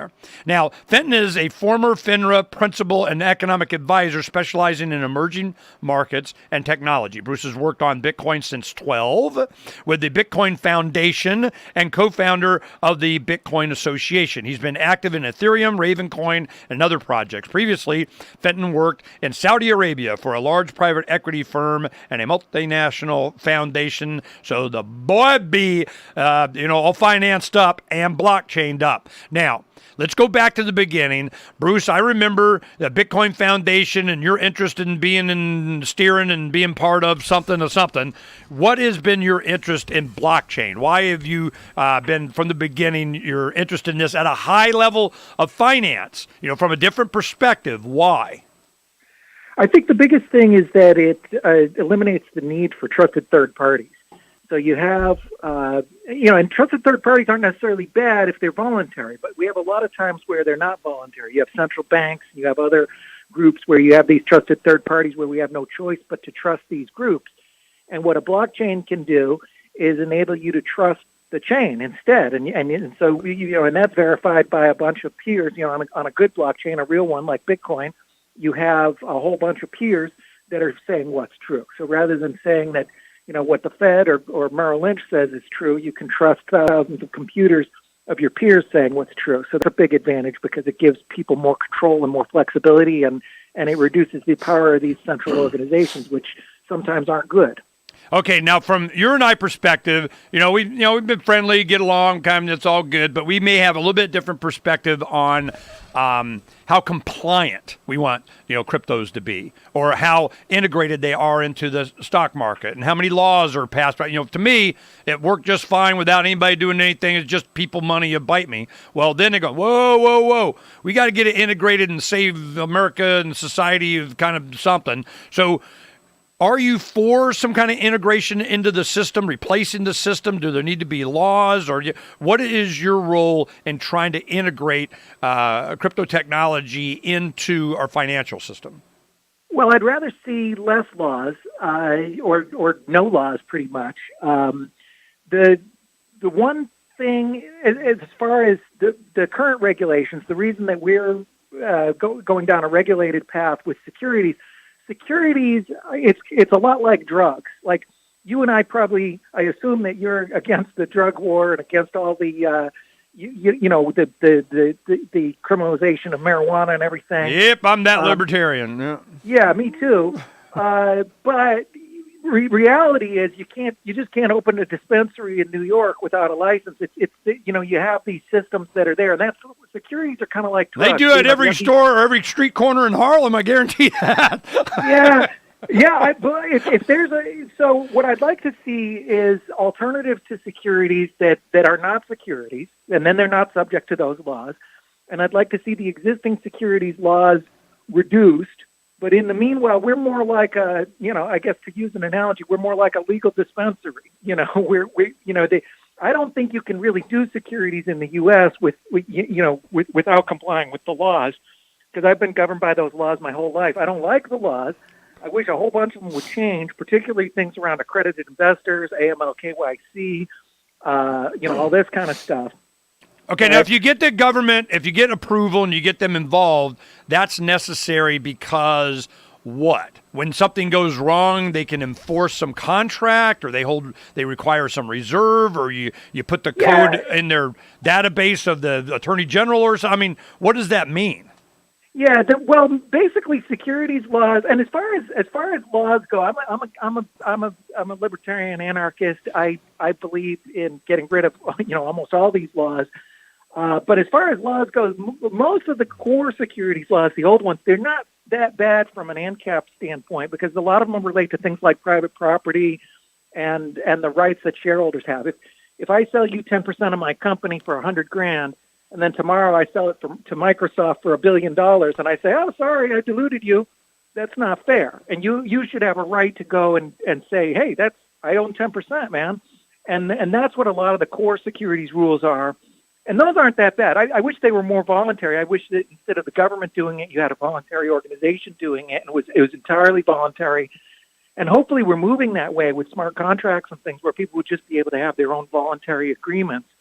And then there's a lot of securities laws that aren't that great too. Some of them are pretty good. They protect core values, which I think are in line with Austrian economics and libertarian thinking, which is private property rights, enforcement of contracts, these kind of things. And then some of them are just junk, like AML, KYC, and this whole accredited investor thing where you have to have a bunch of money to be able to invest in all this stuff. I was just explaining that last hour. My problem when Patrick did T0, I'm like, man, we pimp it. Yeah, woohoo, man, we're getting Diane. Oh, I'm sorry, Ernie, you're not rich enough to get richer. And I'm going, I know this is I want to invest. I want to support. Nope, you're not allowed. You don't have enough. You're not a sophisticated investor, which means I got $1 gazillion to lose or something. So I'm just going, whoa. Well, that just went. Then you wonder why there's such support for things like initial coin offerings, because anybody can do it. Yeah. The accredited investor rules are problematic because they're not fair. Every member of Congress, they're all accredited because they have high enough salaries. And this Congress, the lowest Congress salary is $174,000, and the cutoff is $200,000. So pretty much all of them are at the cutoff because they all make extra money from their book deals and their consulting or whatever. So Congress can buy whatever they want, but regular American investors, they can't invest in Bain, Blackstone, Carlyle, KKR, Andreessen Horowitz, Oxif, any of these really serious funds that have done really, really well historically. You're left out in the cold if you're not already rich. Okay, we're going to continue the conversation. You guys go on the stream. You go to top of freemansphoenix.com, top right, and you'll go in. You'll see all the different streams and where and different places, and you can kind of get the behind-the-scenes conversation. Because record, Warren Bruce, man. We're recording for the archive and the stream, even during the break. But I encourage that because we want to use all the time we got with them. The overall picture in the real estate market today is one of frustration when you take many factors into consideration. The housing market pundits would have you believe that everything is okay, but the long-term trending on the real estate numbers say otherwise. You are starting to see another wave of commercial and retail center vacancies, which follows a downturn in the residential market. So when you are ready to sell your house, I can help. This is Donna Hancock with Silver Alliance Realty in Phoenix, Arizona, and I can take some of the guesswork out of the home selling process, providing you with market trends in your area and detailing what you can expect before, during, and after the transaction. Being in the real estate business for almost 20 years now has afforded me knowledge of the market, networking with industry specialists along the way, and that includes professionals that can help after the sale to help protect your assets. So let's get moving today. Please feel free to call or message me at 602-828-1819. That's 602-828-1819, or visit my webpage at donnahancock.com. Why did you move to the Shire? I moved here to the Shire because there's other people. Okay, Bruce, let me give you the kind of the spiel that we're building up to. We have, the precariat that I showed you, have the ship. What we're going to be doing is Derek J. and Steven, we doing Fork Fest and Pirate Fest, Somalia Fest, whatever that we're doing at Porcupine Freedom Festival in New Hampshire. And this year they're going the week after through 4th of July. Well, they're doing the big space disco, and the reason is the top floor of the precariat has this big atrium part, and you haven't seen that video, but it's to the stars, and it's a spaceship too and everything. So they're going to be building a space disco up there. We have other people that buying cabins, vending area. They're designing the sick bay and engineering in the captain's cabin and the launch and escape pods and all this other crap. So as they're doing this, people want to buy square meters or something on the ship, and it's like 1,000 feet long, and it's huge, and we're designing it and all that kind of stuff on pirateswithoutborders.com. We're having fun in the forums. But Derek J. and Steven want to buy a piece of it and then build in there virtually their space disco, which is going to be a promotional thing also that's going on in New Hampshire, yada, yada, yada. So we're going, all right, how are we doing this? Well, Ravencoin comes out that you can create the token, you can do whatever you want to do and sell and be peace out and not your problem. So I need to understand why they're promoting that so hard, how that is going to be done. Tron is, you can do whatever, but I can't talk about security. I got to talk to Bruce because, man, I'm just tech guy, So I need to understand Ravencoin, what it's designed to do, what it's supposed to do, and how you can use it without me having to go through compliance or whatever, that's already been done, and this is a derivative of that. You see my point? If it can be used for, pirate ships, that we can use this as because if we can't, well, then we can't. And I'm like, all right, I'm looking for something else. So I just, and I know that you're concerned about, being legal, and complying with and not going to jail and stuff. So I'm just like, okay, so we'll be all legit, but give me what's legit and what is going on and how in this space that we can use this technology, or do we have to change a bunch of laws? Does the system have to crash? Can we transition into this kind of and use good examples of doing this, which we want to be? See my point? Sure. Yeah. All right. So let's talk about that. We'll come back in about 20 seconds. And then, but I want you to continue your line of your thought process of how, you got here and why and what you're going to solve and stuff. All right. So here we go. Film.com. 101reasonsfilm.com. Love what we do? Please help support our international satellite channels at patreon.lrn.fm. That's patreon.lrn.fm. To be a part of the show, call 602-264-2800. 602-264-2800. And now, Ernest Hancock. Welcome back to Declare Your Independence. John Sneeden from World Alternative Media sitting in with me, and we're just yakking it up with Bruce Fenton. Now, Bruce Fenton's been around the crypto industry for a long time. He's dealt in kind of business around the world and kind of sees what's up, and here we go. But there are laws out there. And my thing is, I'm just like, look, if the technology requires me to get a permission slip from the Crown, then it's the wrong tech. I don't want to play. But if you have one that's kind of, you guys do all that, and I can still use it to do what I want over here, and you've helped make me compliant and whatever, we'll talk. So this is what we're looking to do. In the future, there is going to be a collapse of every freaking thing, and you're going to have technologies that's going to be able to bypass that, as opposed to them just going, we're going to go cashless in India, and you're not allowed, and you got the big bills aren't there, and all of a sudden you can only get 20s here in the U.S., and you don't have the $10,000 or the $1,000 note anymore, and it's hundreds, and then that goes away, and it's an RFID chip of you don't get to play. Something's coming. So when it does, is there a backstop? Is there a ecosystem to where you can do trade and you can buy pieces, shares of companies? Can you trade your mortgage? You know what I mean? Or your property? Can you? Where's this all going to be recorded? County recorder? How'd that work out with the housing thing? They just did the MERS deal and kind of just traded everything. They go, hey, we need you to enforce our property rights and kick that guy out that's not paying. He goes, man, we don't even have in our records in the county recorder that you even did what? What? You want us to enforce your property right and you didn't do what we said the way the law was? Well, pay us a bunch of money and then we'll go enforce it. This guy's just craziness. Well, what's going to happen? I don't know. But here we have Ravencoin. Bruce Fenton has been advocating for this to do what, Bruce? How is this as compliant, and what we got to do to use it, and what ways can we use it?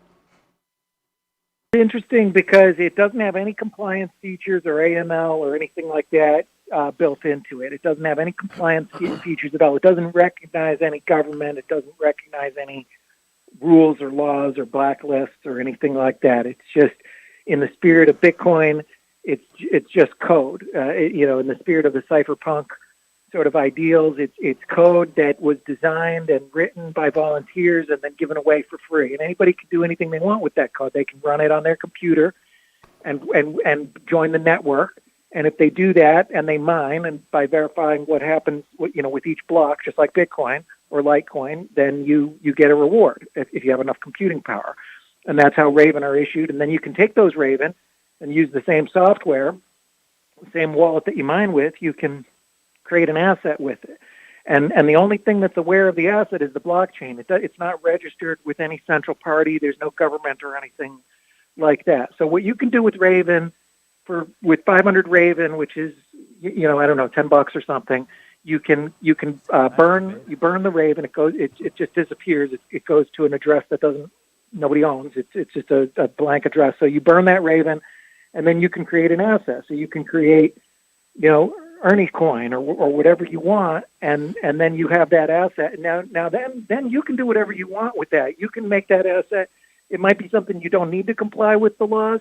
Somebody may create something where they purposely don't comply with the laws, or somebody can make one and say, I'm going to comply with the laws of Malaysia. And what power do you have to, somebody's going to show up with a government stamped piece of paper and say, I want to stop him or seize him or change him or do, and you're going, what? What are you talking about? I mean, how are you integrated with somebody doing something on Ravencoin?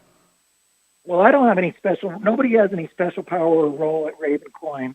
I was just and I get a lot of credit because I was sort of well known when I talked about it, but I don't, I haven't really even honestly done that much work. It's folks like Tron who've done a lot of work, but even those folks, Tron doesn't have any special power either. All his only power is that he's good at writing code, and people tend to trust the code he writes. So if he writes something, they tend to, be likely to run that. But believe me, that'll change in 5 seconds if Tron says, okay, we're going to change the supply, or I'm going to give myself powers or something like that. This space would turn in a second. So nobody really has any special power.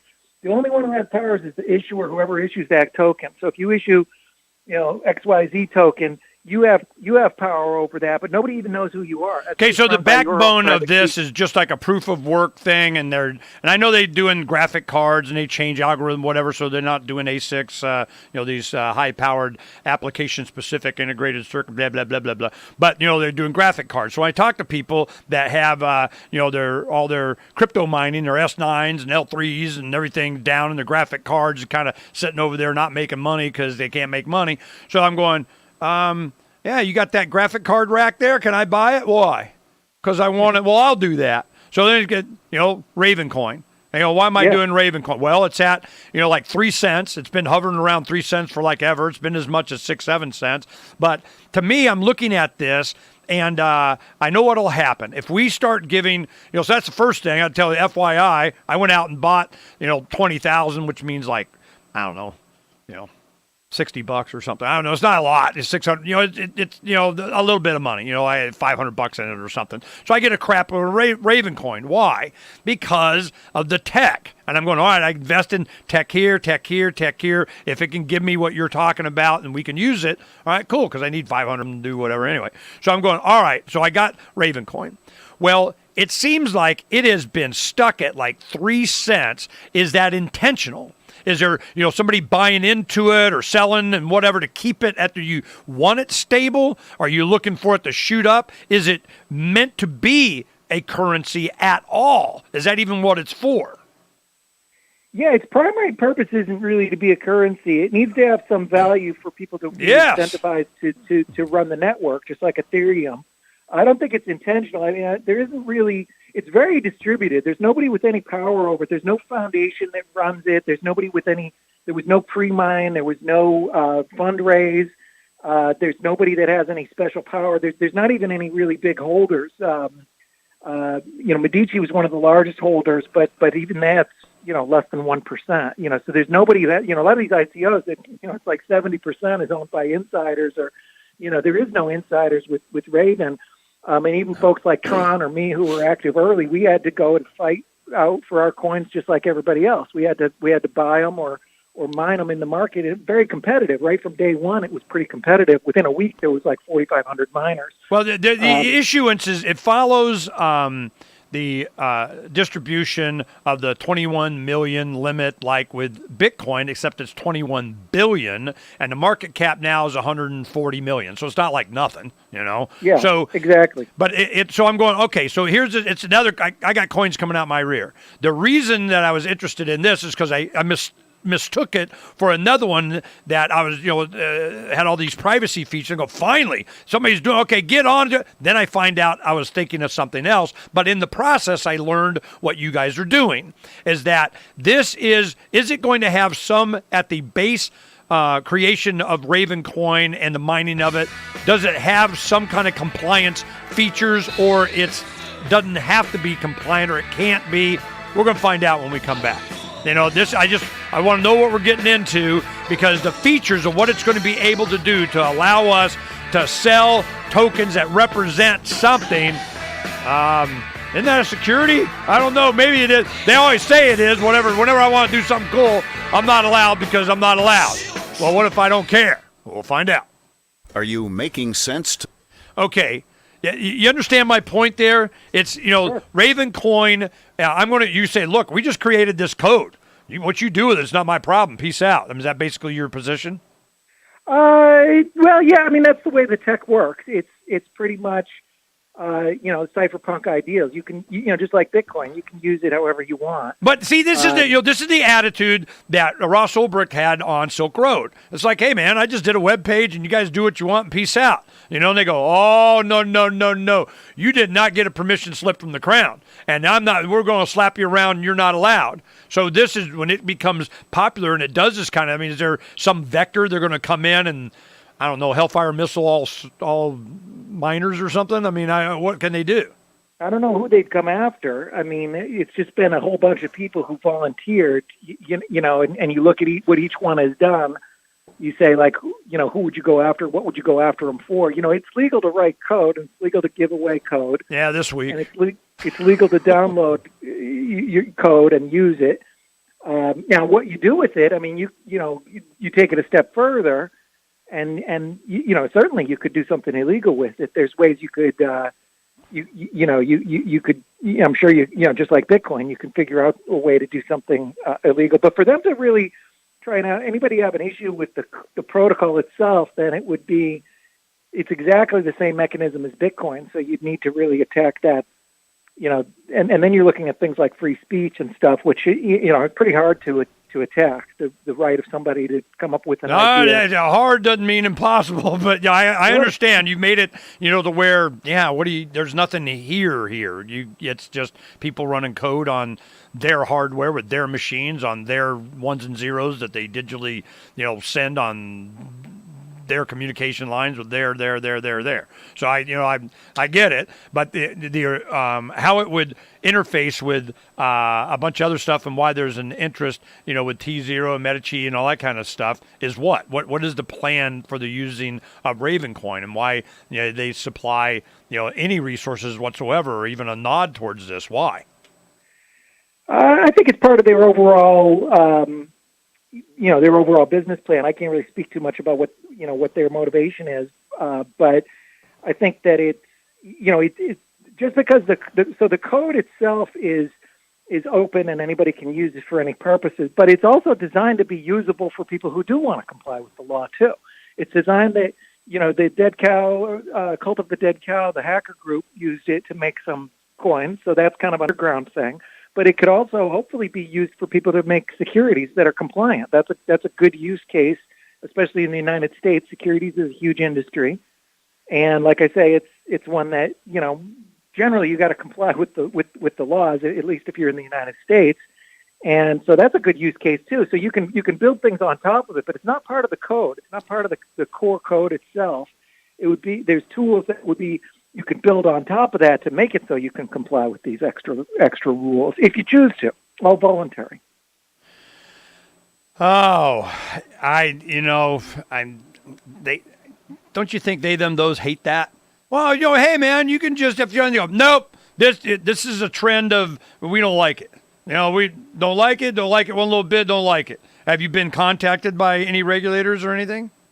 Well, I talk to regulators all the time. I've never had anybody ask me about Ravencoin, and I don't I don't have any special role at Ravencoin. So, anybody asks me about Ravencoin, go check the code. My involvement with Ravencoin is exactly the same as Bitcoin. If they got a problem with Bitcoin, then take it up with the Bitcoin CEO. Coming back. Mastodon social media platform at toot.lrn.fm, toot.lrn.fm. There are those that just want to be left alone, and those that just won't leave them alone. Which one are you? The Ernest Hancock Show.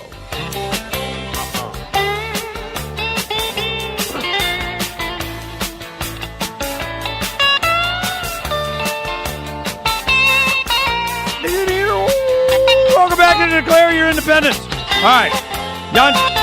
John Sneezen is sitting over there, kind of listening. He may have some questions here directly, and we'll get to it. But this is we've been learning a lot with Bruce on this, and basically it comes down to this. Hey, man, it's code. It's math.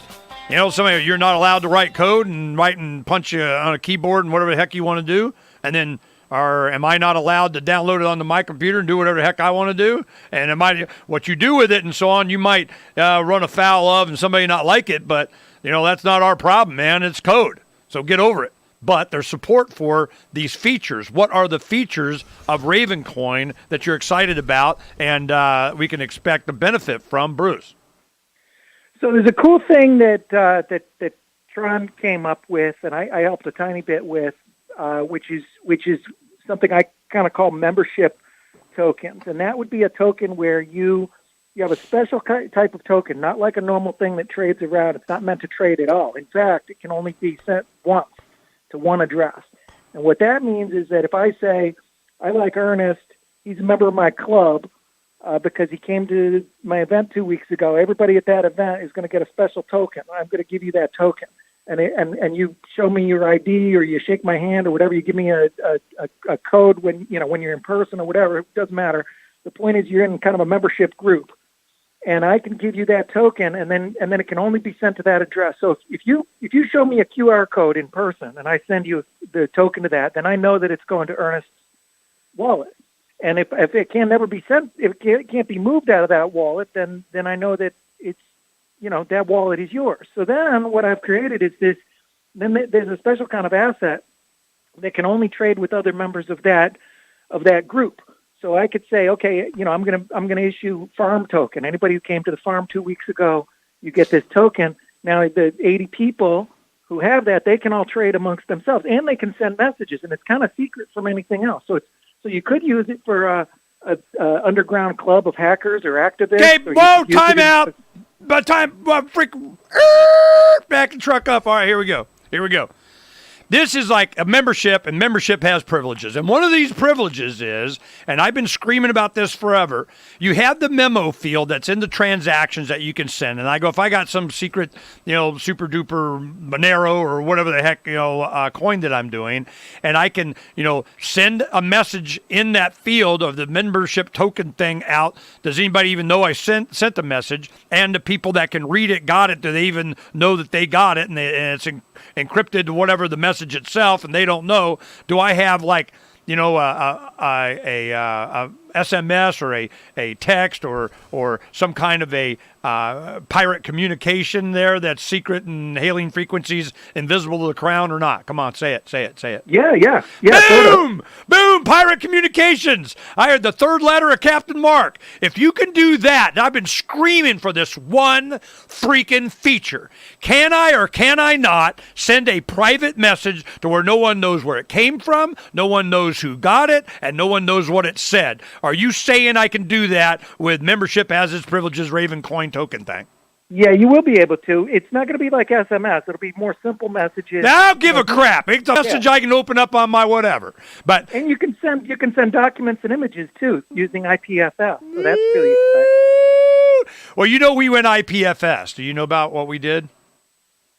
What? Well, the file IPFS, a few years ago, we kind of saw what was coming. So our IT guys, Derek Slopey at Agris Hosting, created a synced up computers to where we have run an IPFS of all of Freedom's Phoenix, Pirates Without Borders, Declare Your Independence. Everything is on IPFS, but it also syncs up with other nodes so that we have pinned files on several computers that then can seed, whatever it is that we want to do. Then we went and we took all of James Corbett's videos and articles and so on, because we have him on every Wednesday, and he's understood this for years that we're needing to do this. So we did him first. Then we got 7,000 whatever videos from Luke Radowski of We Are Change, and we got Larkin Rose, and Conscious Resistance, and World Alternative Media, and Dan Dix. Now all this we put on IPFS, and we built up the syncing of these nodes so that we have forever files that never ever goes away. So you look on, today's archive, you'll see it, and you scroll down to the bottom, and you'll see the IPFS addresses. Now we're working with Colin Pape at Pre-Search and some of the other guys on building an IPFS search page, because the metadata that goes in, you have the titles and everything associated with the hash, so we need to have some kind of IPFS search. So we're working on the search to be a blah, blah, blah. Way ahead, man. We're on this, and we turned that on last February out of Acapulco because I'm going, look, I can see what's coming. You guys are going to be all deplatformed, and James Corbett did a sitemap thing on for us to be able, and 18 hours later we had files on. So I'm like, I'm way ahead of you, man, on this. We're going to kick ass on this, but I need pirate communications. I need to have hailing frequencies invisible to the crown. The second letter of Captain Mark is I need a cryptocurrency with certain features, and privacy is it. Now, if you got Ravencoin, not only is I can create my own token, and I can do some representation in a virtual world of my virtual ship, of a virtual mall, of a virtual cabin, of virtual, and we have an online game, a fan, Orville, the space adventure, whatever, Seth MacFarlane's thing. The Orville has a fan club that's creating a video game of which pirate our ship and everything is part of that game.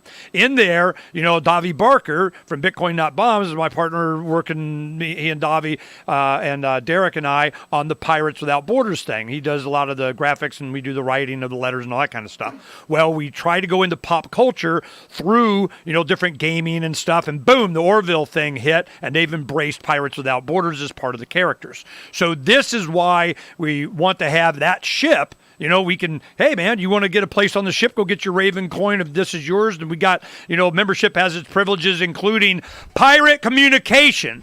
If you're saying that, and this holds up what you're saying here, that 3 cents will be more. Know what I mean? Yeah, I hope so. And what's cool about it is so it can be used for these really, anarchist type of applications, but you can also use the same membership thing. It could be a bank. A bank could say, okay, here's our AML. If you pass our AML KYC, we'll give you a token, and then they have their thing. So you could be super compliant with it if you want. You can comply with every rule there is, or you could be totally underground with it. Yeah, compliancy means or where you are. Compliancy means like paperwork. There's there's paper somewhere. There's somebody, I got to sign something. I am just so not into that. I'm just, if they don't like it, they don't want to do it, somebody complained, don't do it.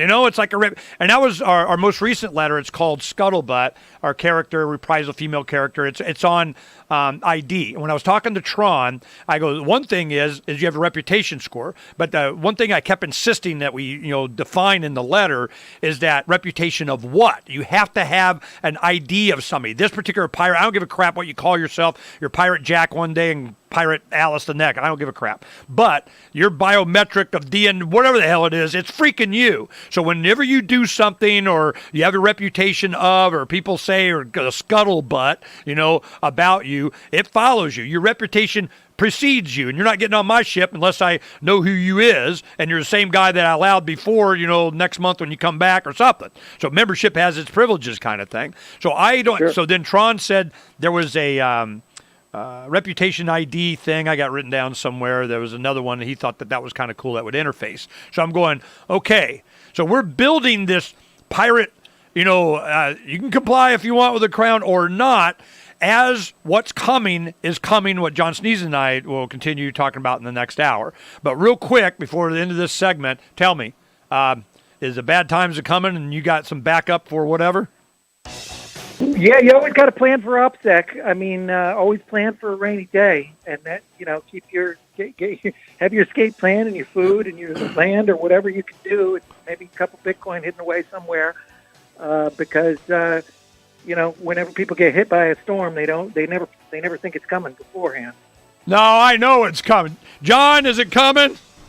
It's definitely coming. It's here. Man, don't even. All right. More with Bruce Fenton. We come back to First letter of Dr. Idris Barber. I've healed many landlubbers, but could have healed countless more if they were willing to break the law to preserve themselves. The Crown required that I obey leeching privateers who didn't share my oath to do no harm. I was forbidden from discussing the treatments I knew patients needed. The Crown claims to protect landlubbers from bankrupting medical expenses, but only seduces them into begging for relief, while privateers monopolize the management of chronic illness. This royal alliance has constructed a medical hegemony that denies science, discredits alternative remedies, and mandates unwanted treatments, while callously ignoring the victims dying on waiting lists. They have produced a society increasingly addicted, impoverished, diseased, and suicidal. My conscientious objections and medical ambitions required not only seeing this cage, but leaving it. That's why I raised my black banner. Among pirates, the Crown's tantrums are irrelevant. You own your body without qualification. Open ocean medicine enables healers and customers to build a relationship of mutual consent. Prices decrease, quality increases, and physicians become as accessible as barbers. Customers determine their own medical care, whether that's experimental treatments, prohibited plants, controversial procedures, bootleg pharmaceuticals, or even the right to die. Any system of command and control is rejected. In time, artificial intelligence, nanotechnology, genetic engineering, and cybernetic prosthetics could take the human condition beyond our imagination. Medical augmentation could eliminate aging, enhance intelligence, and erase our fundamental physical limitations. With the Crown in our wake and the individual at the helm, we are free to pursue an unfettered life. Need decentralized solutions to centralized problems? Join the conversation at pirateswithoutborders.com. Is spreading the message of liberty. Cell 411 is a free app for Pirates. Pirate. We're all pirated up. So Okay. What you heard there, that was Davi doing open ocean medicine. And it's Dr. Idris Barber is the character on the ship that does represents kind of the crew, because you see the crew as you cut their hair and so, oh, you're looking a little peaked, and he's a doctor, because in the Wild West it's always the barber was the dentist and doctor kind of thing. So he's kind of the voice of the crew. Then we have Captain Mark, the guy, and then Reprisal, his female sidekick. She is the first mate that has from a female perspective on different issues that we think, like self-defense and war and justice system, that kind of thing. And then we have, what about the children? Then we have Captain Kidd. Captain Kidd's a 12-year-old boy or girl, we never say. Yeah, it's got a beef against the crown, and kind of there's the children. So this whole mythos that we're building is, going into books, we're having like the video games, we're building this whole thing to promote the decentralization of everything. When you go to pirateswithoutborders.com, it has different categories, and all the tech that decentralizes communication, decentralizes energy production, medicine, shelter, food, water, on and on and on. About 8 categories. And then one of them, the big category, is build the ship. Well, these ships are coming. And 3 years ago, I'm going, look, man, let me tell you what's coming. 3 days after I gave a presentation on the first one, Sergey Brin from Google is building his own airship, kind of a little secretly, but he's got his own hangar in there. He's doing exactly this. Then we have a solar-powered airship that's very similar to the Precariat without the wings, that now is, carrying 20 shipping containers, and anywhere in the world, plop, this airship thing is coming. Seasteading's got to have somebody do supplies, and ours is a spaceship. No. So by doing this, it's just a mental picture of the future and how it can work. So that's what we need Ravencoin for, is to be the engine for a lot of this. Here we go. Hours a day at LRN.FM. And now, live from the studios of Freedom's Phoenix, Ernest Hancock.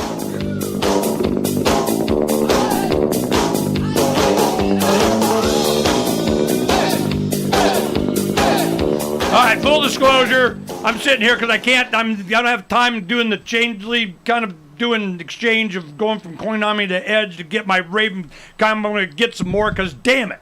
Every time I do these shows, you guys go out there and buy, and it's dumb, and I don't get not. So I'm going to go buy me some more Raven corn. You guys can suck it. Well, wait until I do, because I don't want to go. So when I have pirate communication that be hailing frequencies invisible to the crown, if I can do that, I'm like, are you freaking kidding me? Now, is it ready to do that now, Bruce? We're talking to Bruce Fenton, that is, just telling us what's up about. Yeah, I have nothing into nothing. I don't know nothing. I got some. We're just building this kind of. I don't know nothing. You people do it, not my problem. You do what you go be all. That's your problem. So I get it. Okay, disclaimers of Bruce, don't arrest him. So my thing is that I'm going. All right, I gotta have a simple answer, a simple question. Can I? Now you're saying I have to be in some kind of a membership club or token, or kind of a thing, a group. Now we were talking about that at your function a couple weeks ago, and we were just there for an hour and a half, couple hours. Me and Bob stopped by, and thank you for letting us do that. But I saw a lot of friends there and everything. That was cool and awesome, and we got to talk about this. Now, if I'm in this club, it would be like you have membership has its privileges. You are a member that is allowed to even get a token or be on the ship, or this is your ID, and then you can tie it to some kind of bioidentifier, and then your reputation score, all this other kind of crap. But it allows for transactions or communication inside that group of people, or group text thing, or whatever you create, that a transaction or sending a 3-cent Raven coin or something, that in there I can have a message, true or false. Yeah. Okay. Yeah, it's not. It's in beta now. The code is. You can test that code on the test net. But yeah, that's been part of the roadmap for a long time. Okay. Now let me ask another question. I can send the message. Now, is it somewhere logged, seen somehow, somewhere that they can trace back to who sent it, who received it, or what's in the message? No, because the users aren't tied to any of the coins at all, or the assets. So if you create whatever Liberty ship asset, a token, nobody knows that you created that. nobody knows that that's yours unless you say it's yours, and nobody knows who your members are. Okay, now the transaction's actually going through miners or something. It's going into the chain. It's they're discovering a block. So this message takes 20 minutes, 10 minutes. How often is a block done? The block times are a minute. Okay, so I got every minute I'm sending something, hailing frequency. Nobody knows what I said from whom and who downloaded and got it. Yeah, pretty much. See, don't be hedging on me saying this pretty much. Well, it's being worked on now. I mean, that's been the plan for a while, and so far, everything in the roadmap has been met or exceeded. It's not something you could do right this second because it's still being developed, but it's in testing, and it's been in process for a long time. Okay, so this is what happened one time. I had a guy come on kind of last year or so, and it was called Dark Data Services, I think, and he was a anarchist libertarian coder hacker guy that had been making a bunch of money off of law enforcement tracking down Bitcoin transactions. And he came on, he just wanted to inform the community, man. He's going, look, Ernie, I just want to share. All right, come on. He goes, hey guys, I can track down your transactions using Bitcoin down to the device. We know who, where, what, and it's called Dark Days. I just, purge myself of all guilt of I just want you guys to know, be aware, I see you. And I'm going, yep, well, thanks for that. Anybody going to see me my Raven coin? Well, it's very similar to Bitcoin. So if you go on an exchange with your Bitcoin, and then the FBI wants to find out that you have that, they can engage one of these groups like Coin Analytics, and they can track back wallets, and they've had pretty good success with that.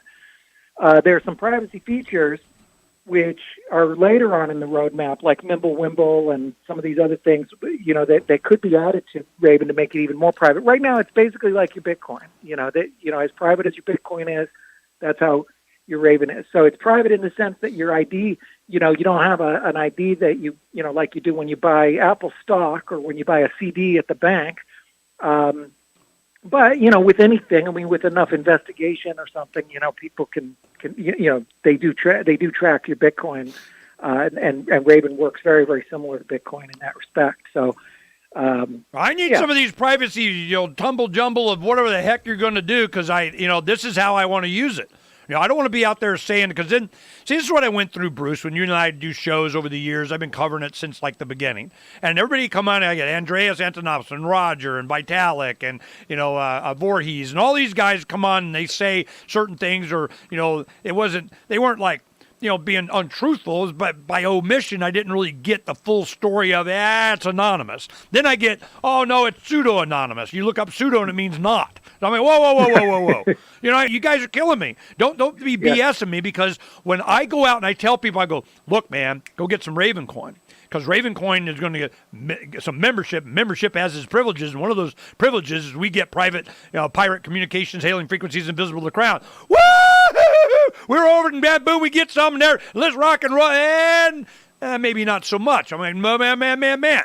I need to go, what is the standard? Either they can see it or they can't. So when you say it's like Bitcoin. If you go on your wallet right now and you create an asset, so you could go on your wallet right now, create a new address, create an asset in the new address, and nobody knows that you've created that. Your name isn't affiliated with your wallet in any way. But can it be tracked to my device? Look at transaction histories? I don't think so. I mean, I don't know how they would do that. If he says he could do that with Bitcoin, I don't know. It really depends on. I don't think it could be done with Bitcoin depending on how you do it. I mean, if you I don't know how to do it. That's what I'm hoping you guys are doing this stuff to be. Yeah. And you said it, so I'm like, don't be saying that stuff to Ernie, man. I got a whole freaking lifetime of anarchist pirate work to be done going into the 2020 election cycle. Of, oh my God, you give a little spark to Ernie, a little glimmer of hope of like, man, oh hell no, I created my own freaking universe already in the 5 minutes from the time you said it. Nice. Well, yeah, anybody who's a developer is welcome to contribute. It's all volunteer, so the more volunteers, the faster it gets built, and the more privacy is it's a ever moving. Bitcoin was a lot more private 5 years ago. it's like anything. The privacy gets eroded by people who want to reveal your privacy. So there's new tools that make it more private, and then somebody will try and figure out a way to get around those tools or break those tools. Everybody, there's a lot of forces that want to get into your privacy. Well, now. Why did you pick Raven? This concept who came up with the concept? I mean, you going, we need a coin that does this, and Tron can do it. Tron, go make it. I mean, what was it that you're looking to do? What's different about Raven coin? I think the origination of Raven was basically the idea that tokens are a huge use case for blockchains, but there isn't really any chain that's specifically focused on tokens. Ethereum was originally focused on smart contracts. Bitcoin is focused on being money. Litecoin is focused on being money. Monero is focused on being private money. A whole bunch of other chains are focused on other things. So just the fact of having a chain that's focused on tokens, and then the next thing is, well, okay, if you're going to have a chain, what kind of chain do you have it? Let's have it, no pre-mine, no set aside for founders or anything, no fundraise. Make it pure open cypherpunk, no control, no central authority. And that was basically the origin of it. Well, you put in the Raven coin. Sorry to cut you off. We're going to hit the end of the show real quick, and I want to get this out. When you have a Raven coin, I go in and I have a wallet, an account, or whatever. What is it that I'm interfacing with to create my own token, which you guys have made easy? It's like you go up there and you click, click, click, click, click, call it this, boom, done. I got a token, right? Yep. It's just right with the blockchain. It's just telling the chain itself that this thing has been done, and the chain is aware of whatever happens, just like Bitcoin is aware when you move it from one address to another. The Bitcoin blockchain records that. The Ravencoin blockchain records any creation of any asset. Okay, now if that's going to be traded, it could be traded. Some exchange goes, hey, man, this pirate, whatever, and we kind of, all right, we'll put it over here. It's legit because it's being mined and people like it, and that's it? Yeah, I mean, there isn't really a lot of assets that are listed on exchanges, but an exchange could list an asset just like they list Ethereum. Ethereum has their own token called the ERC20, and a whole bunch of those were listed. So, yeah, once those assets are out, they're not tied to any identity. It's only Raven is entirely self-contained. Everything is within its own authority, which is the blockchain. Yeah. All right, you guys on the stream, stay tuned. John asked some questions. We'll get him a couple more minutes before we go to the next hour, and maybe we'll drag him in the next hour. We'll be right back in just a little bit. On free. Okay. Do you got to go? I do, yeah. I can do a few more minutes, though. Okay, well, real quick, just between the hours here. John, you got any questions for him? I got a quick one. So Bruce, I'm thinking that we could just build, equity structures, whatever structures we want, without even having compliance or any of that need. Never, Bruce will never admit to that. Damn it. Well, no, you can, but it's nothing to do with the technology. It's a matter of U.S. law. Like securities are securities. The SEC doesn't care whether it's a piece of paper or a key or a coin or a token. They're going to enforce that law no matter what. So no technology is going to avoid that. SEC, if you're raising money for equity, it's a security and you're subject to security laws in the United States, period. There's no way around that. The law is the law. It's just like if you're selling marijuana, you're subject to those laws. You either need to be in a state where it's legal or you need a licensed dispensary, period. Or you're breaking the law. You can break the law, or you can comply with the law. But if you're in the United States and you're selling a security, and a security is a very broad thing. It's stock, bond, debenture, evidence of indebtedness, investment contract, yada, yada, yada. Square footage on a fictitious, cyber digital created ship in a game. How about that? Yeah, game tokens are not securities, typically. The definition is really broad, but certainly, I mean, World of Warcraft is a multi-billion-dollar industry. There's a lot of things that aren't securities: reward cards, gift certificates, products, services, collectibles. So if you make something a collectible, which is what most games are, World of Warcraft has billions of dollars worth of stuff, and that's not security. I mean, your sword in World of Warcraft is not a security. If you have a game that is a spaceship and you get an upgrade or a skin for your Fortnite game or something, those are definitely not securities, even if you tokenize them. Tokenizing something doesn't make something a security or not a security, people make a mistake of that. They think it's either going to make it automatically a security or it's going to help them avoid securities laws. Neither is true. The law is the law. SEC doesn't care. If you had a copper key on your key ring and I say, hey, this key represents 10% of equity in my company, and if you can unlock the door with it, and I know the key is real, you get 10%. You better believe the SEC is going to count that as a security. They don't care. They don't care if it's a piece of paper. They don't care if it's some imaginary token, Bitcoin, whatever. If it's representing something that is in the definition of security, it's a security. So it's not a matter of the tech; it's a matter of the law.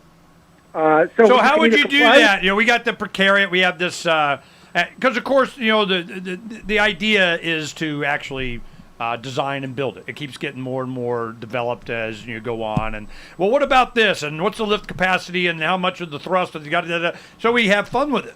We go find out. We put it up there and so on. But then it gets to the point to where, okay, I want to have a vending space on the promenade. I want to put my space disco in. I want to have a cabin and own the skate pod and the docking ship of the hangar bay of space. I put my whatever shuttle crap. Okay, all right, fine.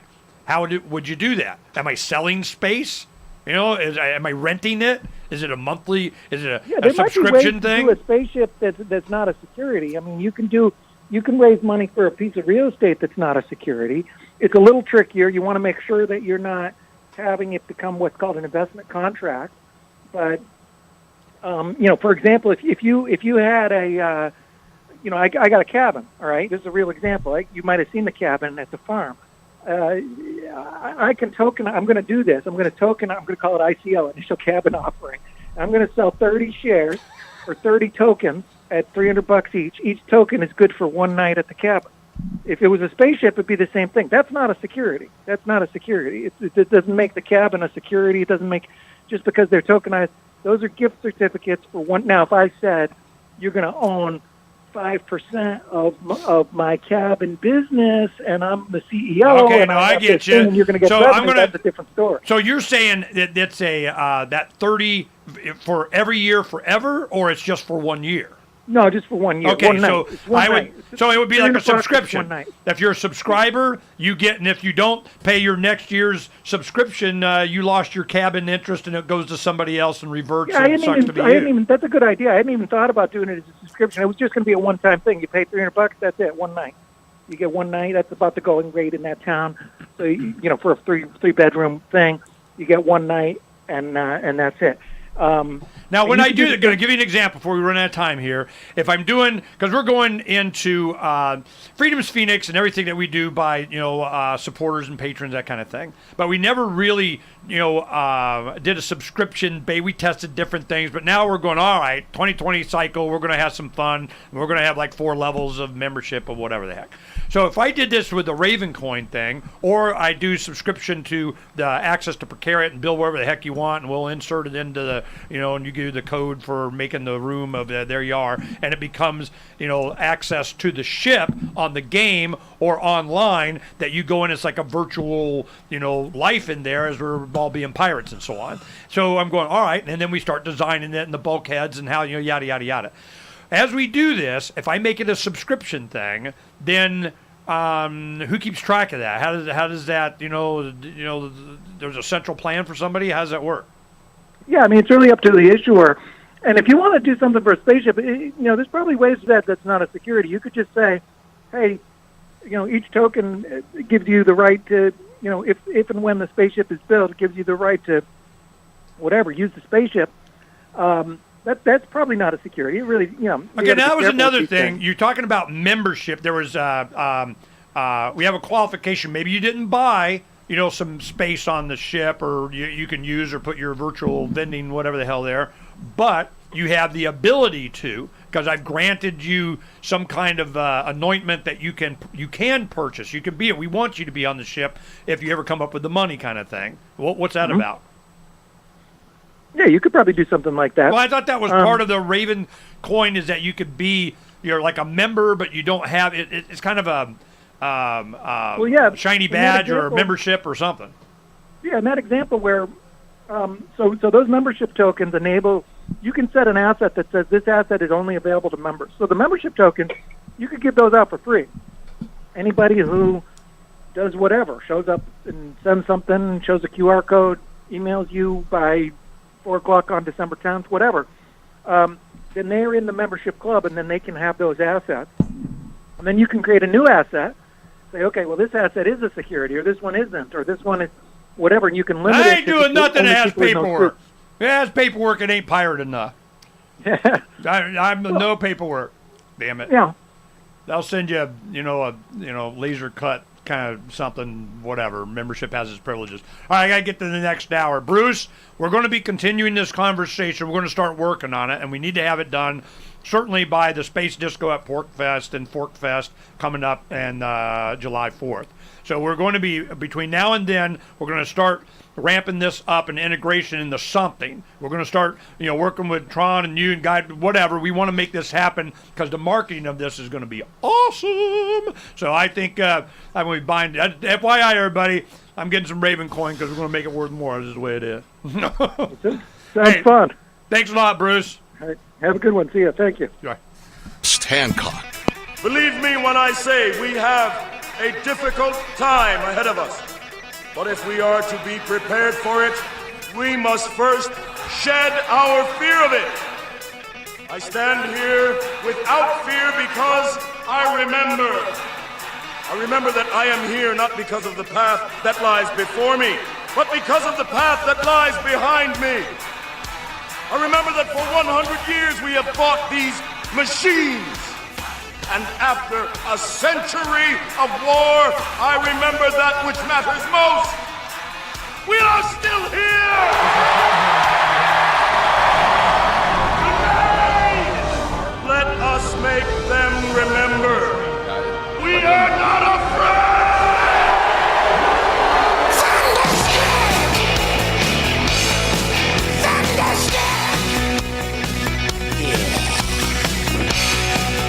Yeah! Welcome back. Unappeared here on Declare Your Independence with me, Ernest Hancock, here in Phoenix, Arizona, IA, from the BEAU default studios of Freeze with an S, FreezePhoenix.com. Keith Cernick, he's in. He's just hanging out, come to see what's up, and drinking beer. He's drinking his breakfast, because he's all svelte and everything and needs the carbs. He can get away with it,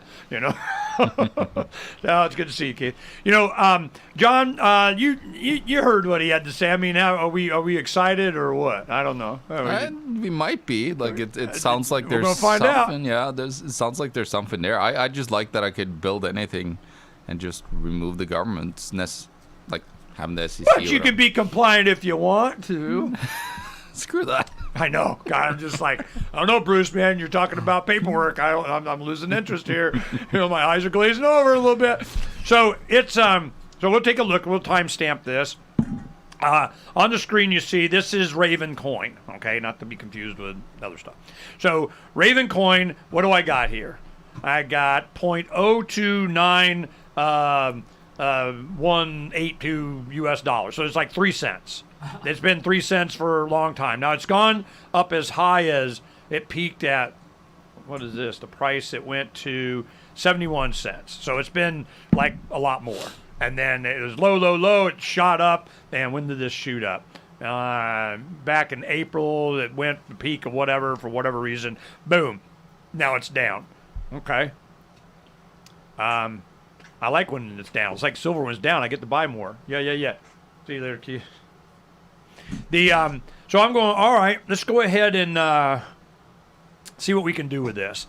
If it can do what we're talking about, and he's going, yeah, but I've had guys like Bruce tell me that stuff before. A lot of the big names, oh, yeah, sure, you can. I'm going, yeah, okay, well, we'll find out. So we'll start working with them on this and see what we can do. Because if I can just go on, because I've seen them do it. We had Tron on, the developer, and he's showing, he goes, yep, you go on the site, you do this, you click here, you get that, and boom, Bob's your uncle. Which I looked that up, what that means, and it's some kind of obscure English thing of what, anyway, it means, it's easy or whatever. But anyway, so you go, okay, let's go ahead. Can we do that? Let's do that. We'll see. If in there it also has the ability to send private information, then wow. Oh yeah, and documents and pictures, and you can be up, and I'm going, yeah. They always promise me, they're always campaigning until I want to do it, And then we could do, like for the ship, and for subscriptions, you could have membership as its privileges, and I could be even selective of who can even buy it. Which is one thing you want. I mean, I don't want that's communist on my freaking ship. I got to send them to an airlock or something. You don't want Prince Andrew on there, or Epstein might buy it, That was a big discussion when we were talking about, whose ship is it? It's Captain Mark's, freaking mine. Damn it, get over it. You're lucky I'm a benevolent dictator and I don't vacuum everybody. I mean, whatever. Who's it going to be? And then what rules do they have and how? Because this brings up all that kind of stuff. What are you going to do? So, I don't know. What do you think? Who do you want on your ship? Who do you want to exclude from your ship? And how do you do it? Well, then the reputation thing. You got to ID people. You got no, you, and you. I'd like to have you on my ship if you want. Here's your crypto thing. This is your membership card. Of being able to even subscribe. But sovereign private distributed identity. And that's one thing Tron showed us. There was now he goes, what you guys are talking about, your scuttlebutt black paper that we do. He goes, this is what you need. This one. It was some kind of an ID reputation thing. I'm going, cool, we're talking about it. So this is kind of another side project, one that keeps, we built it, we got the idea for it, do we have the coin for it? We got guys that want to build things on it virtually and have fun. We're going to different festivals and doing it. I'm like, all right, let's do it. Work with it. And we're at the stage that we can start, developing this stuff and get it at the beginning to make sure we phrase it right. And you get, on Pirates, you don't say the wrong thing the wrong way because the man's going to want to come explain it to you.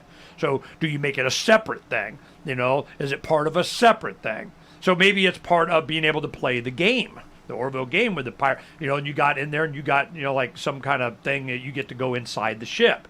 Because that's a lot of the stuff. You want to tour the ship? Well, pay me. I'll give you a tour. Then you get to see where you want to, build your cabin and what they got. Oh, there's a brothel over here. So then that was one thing we said. Do you have brothels? Opium dens? How far are you willing to go? Do you have armament, or the bazaar of, plasma rifles? I mean, what how are you going to do this? And then realize, so these are the things that, it's not that, anarchy doesn't have any rules. It's like a nonarchy, as Jay Noon says. It's a nonarchy. I'm a nonarchist. I'm a non-government. I'm not anti anything. I just don't have any. So this is kind of, it's a mental exercise going through this stuff, but it's going to manifest itself in the real world because this entire structure they got it now is going away. Or it's certainly going to be on, life support or somebody trying to clear, boom, 500 times, and then they become Japan zombie banks, So this is, give this conversation, and you're a crypto guy, this kind of solution, you even expected or anticipated or desired these kinds of solutions for what's coming? Well, I think there's going to be even more greater solutions that's going to come out. I just see, like, when there's people, I think it comes from when a human can perceive or believe, it can achieve. So whatever we put into our mind and we visualize and we find. Quantum reality. Yeah, exactly. Well, you just got to come there. So it's just need more people to, think about it and then, start to come out and start to get developed. What's interesting to me is, this is going to be real life scenarios as we go to like other places. Bottom of the ocean, out in the ocean, seasteading island you bought of whatever virtual worlds, your Sim City of it's kind of semi-virtual real and I'm living on my couch with the helmet on or something, or I go to Mars or the moon or have these or space stations or ships.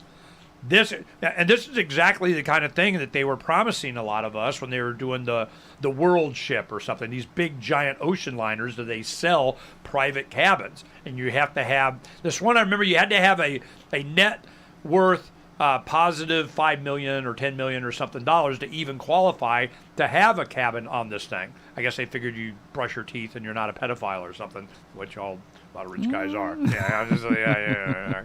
I guess Epstein will qualify. But anyway, and he is he dead? Anyway, so that was the thing we were talking about. We'll get into that later. But so I'm looking at, they already have ships. They call them, one was called the World Ship and this ship and that ship, and it's going to be airships. This is common. How do you have ownership? How do you take it? What's your property rights? What's the conditioning? And is that a security? And does some government somewhere tell you what you can and can't do and arrest you when you go in the port? I mean, I have no idea. That's what we're doing. Can we have a structure that is done in such a way that we can take care of ourselves, enforce it ourselves, property rights ourselves? How do you do that? We're going to find out. But that's the goal. Because it's way too much government, and they have the ability to comply. All right, fine, if you want to comply and fill out paperwork, be my guest. That's my first criteria. I'm not doing any paperwork. Now, it doesn't mean that I don't want to have a biometric match that this is you with some digital crypto if you can transfer or do kind of something, a paper backup of whatever the hell that's fine. But I'm not for asking any government, state, body for permission or have some criteria or state-issued ID to do anything. We have to replace all of these functions, and we are. From the 6th letter of Captain Mark. A pirate's life is characterized by voluntary interactions. Unfortunately, the Crown presses everyone into involuntary servitude. Landlubbers believe slavery was abolished years ago, but the Crown still claims to own us when it crimps us into service against our will. Given sufficient ambition, it would gladly draft thousands of hapless victims to kill or be killed. It's simply slavery by another name. Landlubbers are routinely commanded to serve the so-called justice system in jury duty. But before you swell with civic pride, consider that how you feel is irrelevant to the Crown. You will appear as ordered or face punitive measures. The Crown insists that you participate in your own oppression. A jury summons provides pirates with a unique opportunity to obstruct injustices. A juror can vote not guilty, even if it's proven the law was violated. A juror can acquit for any reason at all, and not even a judge can reverse that verdict. Receiving a jury summons is basically winning the sedition lottery. But if you reveal that you know this during jury selection, you'll probably be dismissed. If the Crown foolishly crimps a pirate into jury duty, it behooves the pirate to conceal their intention to nullify unjust laws. If a master takes 100% of your labor, it's called slavery. But if they only take 50%, they call it taxation, a difference of degree, not of kind. Whether the Crown claims a fortune or a cent is irrelevant. Most of all, a slave owner desires contented slaves, meaning thoughtless ones that accept their bondage. These house slaves see no contradiction in being drafted in a war to end slavery or summoned to a jury to prosecute tax evasion. An ideal slave knows no higher call than the master's will. The Crown's highest ambition is that its slaves revere the authority that subjugates them. But the Crown does not own me. I will not surrender my time and treasure to the Crown's ambitions. Join the conversation at pirateswithoutborders.com.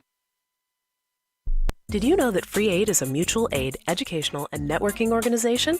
At Free Aid, we support volunteers who provide first aid. We do outreach to the public about health and safety, and we bring together medically skilled freedom lovers. Free Aid is made possible by your generous support. Donors can receive great gifts like first aid kits, t-shirts, silver dime cards, and hoodies. The Free Aid Silver Dime Card Project is sponsored in part by Roberts & Roberts Brokerage, Freedom's Phoenix, and Don't Tread on Meme.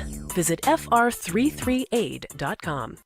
Imagine someone in your community getting in their car, turning on the radio, and hearing the Liberty Radio Network. You can make that vision a reality with your own micro radio station. Visit broadcast.lrn.fm to learn how you can put our programs on the air in your area. You can have LRN.FM running around the clock, and you can even add in your own local shows. Building a radio station is simple, but programming isn't. That's where LRN.FM comes in. Learn more at broadcast.lrn.fm. That's broadcast.lrn.fm.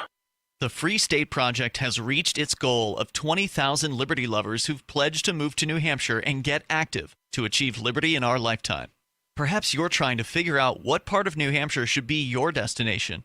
If so, consider Keene. You'll find more than 150 reasons to move to Keene at move.freekeene.com. Keene is famous for its historic, publicity-generating activism, as well as being the liberty media capital of the world. It's home to freekeene.com, New Hampshire's destination for liberty activism, news, and opinion. For years, we've been compiling over 150 reasons to move to Keene at move.freekeene.com, where you'll learn about some of what's happening here and what makes Keene a great place to live. If you love liberty, you'll probably enjoy anywhere you end up in the Shire. But do your due diligence first. Please visit move.freekeene.com for the full list of over 150 reasons to move to Keene. That's move.freekeene.com. You can sign up to receive the latest about the Liberty Radio Network via our email updates at updates.lrn.fm. That's updates.lrn.fm. To be a part of the show, call 602-264-2800. 602-264-2800. And now, Ernest Hancock.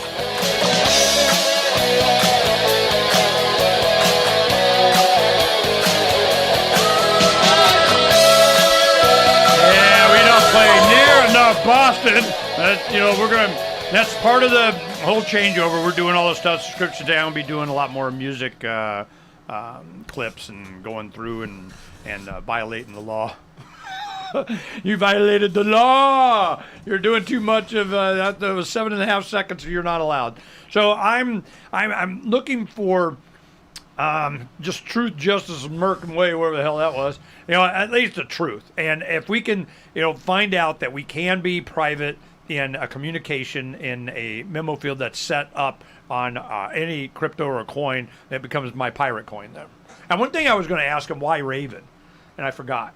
Where'd that come from? What does Raven mean? Is there some little secret occultish, whatever the hell? I don't know if it comes from I don't know if it comes from Odin, the pagan god that the Vikings had. He had his raven, 2 ravens on his shoulders.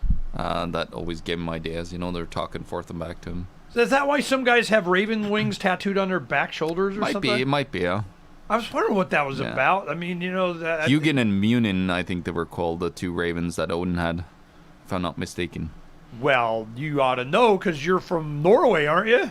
Yeah. Hey, you Viking? No. They had a Viking woman they got DNA from or something. They kind of created her face. Oh, you were telling last night. All right, tell the people what you showed me last night. Freaked me out. Well, yeah, no. Today, the technology. I'm going to talk. We're going up to the Red Pill Expo, and I'm going to talk about the potential, police state that you can do with a 5G communication system. That if the government has control of it, and now currently, there's some crazy technology out there. There's a lady. I think her last name was Hagberg. I don't remember her whole name, but she actually could take, go and take your spit, whatever she can find DNA from. Yeah, you blew your nose in a Kleenex or chewing gum. Yeah, whatever. She's going around, and then she, has a little plaque that says where she got it from and a sample of whatever it was, and then what'd she do with it. Oh yeah, she did. She remember what was it, Mission Impossible, where they print those faces. Yeah. Well, that's what she does. From DNA. Yeah, from DNA. And that's what actually that's there's a freaky company as now. Hell. There's a company now that is working with law enforcement. I know in the United States, I think it was Parabon something, Nano Parabon, whatever they were called. But they actually are doing the same thing, like where they take your DNA and then they recreate faces. The only problem they had was they couldn't, determine the age quite properly yet with that technology, but they could. What age does it come out? At birth, or I think it was like 30, 40 years or something that they, like the faces coming at us. I think that's what they were talking. Yeah, saying currently that's where, what. Well, what this means. Yeah. I'll tell you what this means. There's going to be a movie, kind of a Gattaca thing. Here it is.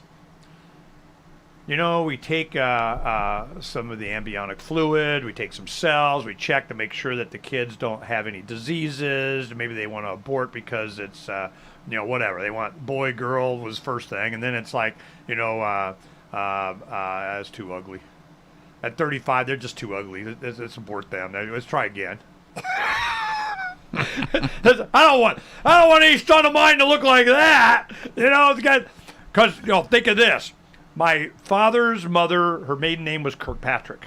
Or Kirkpatrick, whatever. And, or Kilpatrick. Anyway, I forget already. My daughter went back and she said, you said it wrong. What I've been telling her was wrong, whatever it was. So anyway, she had red hair. And, but I knew her as grandma and she had white hair. So all 3 of us kids, when we were born, we all had red hair. It's not red anymore, but freckle-faced, red-headed, freaking Irish, whatever the heck.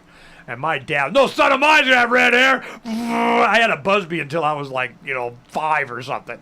He just couldn't. It was just a thing with him. Red. And I'm okay, But what happens? there's some kind of DNA. There's a little bit too much Bruce. What was Braveheart? What was William Wallace? Yeah. A little too much William Wallace in there. He shows a propensity for this. He knows that, and we'll just hellfire missile him at school when he's 7 years old, and we don't have to deal with that. This DNA thing is going to be personality traits, character traits that are going to not be bred out, just freaking culled out of the population because you're a freaking threat to the man. Yeah, well, you have CRISPR now. Gene editing. That's what they do. They, they want this, make them color, quieter. Yeah. So it's coming. It's happening. And if it's coming and you see it now, that means those already got it for 10 years. Oh, yeah. Yeah. That's usually how it is with any technology. Yeah. I need a pirate ship. I'm telling you, man, all this stuff, it comes down to just being able to, none of your business, and I'm over here and bite me and you don't even know. What would be the scariest thing to a government? An entire culture and society that didn't like them, that they didn't even know existed. That was, James Bond 007 Spectre thing. We got this Spectre. It's so funny. We're so worried about, you coming and finding you don't even know we exist. That's what they're afraid of. Oh my God, we don't even know these people, and they're everywhere. It's pirates. So we're gonna have some fun with that.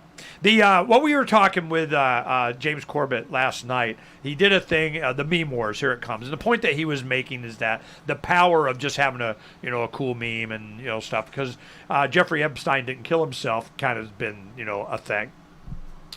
My comment was this, and James pushed back on it. He goes, "What's your evidence of that?" Okay, and this is my thing. I'm going, when there is a campaign. And Jeffrey Epstein didn't kill himself. What does that mean? Is that he's not dead, or he's dead? No, that somebody he didn't suicide himself. He didn't kill himself. He's dead, and somebody else killed him. Okay, and I'm going, all right. Well, it also could be construed that he's not dead. Jeffrey Epstein didn't kill himself. Does that mean he's dead, or is that part of the psyop to convince you that he's dead? And I'm going, what makes you think he's dead? Well, it was all this. I saw a picture. Oh, is it that easy? Deep fake. Well, yeah, no, my whole thing is that you got Osama bin Forgotten Baghdadi, and both of them, and what do? Yeah, we cremated them, dumped them in the ocean, and we're done. Pinky swear. And what James himself has been saying, these guys, they've been saying that Baghdadi was dead, or just the Luke Radowski thing. They've been saying that he's been dead like 4 or 5 times. Yeah, they reported on it several news outlets. Oh, yeah, we need him to die again. I'm like, but Epstein's dead. Pinky swear. And the cameras went out. They got thousands, tens of thousands of closed-circuit televisions all over New York City, except for the 2 that was looking at Epstein's cell. So I'm just going, what makes you think he's dead? Because they said so? I don't mean nothing. Of course he had to die. You think he doesn't have a dead man switch if there's a whole bunch of something? And we're just, Gladwell, what's her face or something. I don't care. I'm just glad that the issue and him and what has made it back into the lamestream media, the media so last century, that we still have the discussion of what's going on. And when he died, it's like, nobody was talking about it anymore. Until guys get on Fox News, and they were talking about he was a dog trainer of the kind of dog that got Baghdadi or something. And he's like, yeah, people shouldn't just you need to get a trained dog. These are, especially bred dogs, and, yada, yada, yada. Oh, and Jeffrey Epstein didn't kill himself. Storm Jefferson Island. Well, then Luke and Joby and Jeff went there, and Jeff Berwick and Luke Radowski's on the island doing their chasing. They're afraid they might see him. Bitcoin.com has launched a trading platform at local.bitcoin.com, allowing you to buy or sell Bitcoin Cash via dozens of payment methods like PayPal, Venmo, bank deposit, remittances, or meeting in person with cash. There are no ID requirements to sign up for and use the site, and all communications between buyers and sellers are encrypted. Finally, a global trading platform that respects your privacy. Visit local.bitcoin.com to get started trading Bitcoin Cash. local.bitcoin.com. Some of you asked, and now we've delivered. LRN.FM's live Keene, New Hampshire studio shows are now streamed in HD on Twitch. Visit our channel at twitch.lrn.fm and give it a follow. If you have Amazon Prime, you get 1 free subscription on Twitch. If you use it on our channel, Twitch will give LRN.FM a monthly piece of your Prime subscription cost. So please watch, follow, share, and subscribe to twitch.lrn.fm. That's twitch.lrn.fm. This is Michael Dean from the Freedom Fiends. I've run websites since 1996 and have used over a dozen web hosts in that time. AgristHosting.com is the only one that hasn't broken my heart. Agrist Hosting's uptime and service is stellar, and their DDoS mitigation is the best I've seen. That's important because if you tell the truth in this world, you'll ruffle feathers. And some people will try dirty tricks to silence your voice. No matter what the haters hit us with, Agrist Hosting keeps our websites online. If you have a mission-critical commercial presence or a world-changing activism site, you cannot tolerate any skullduggery.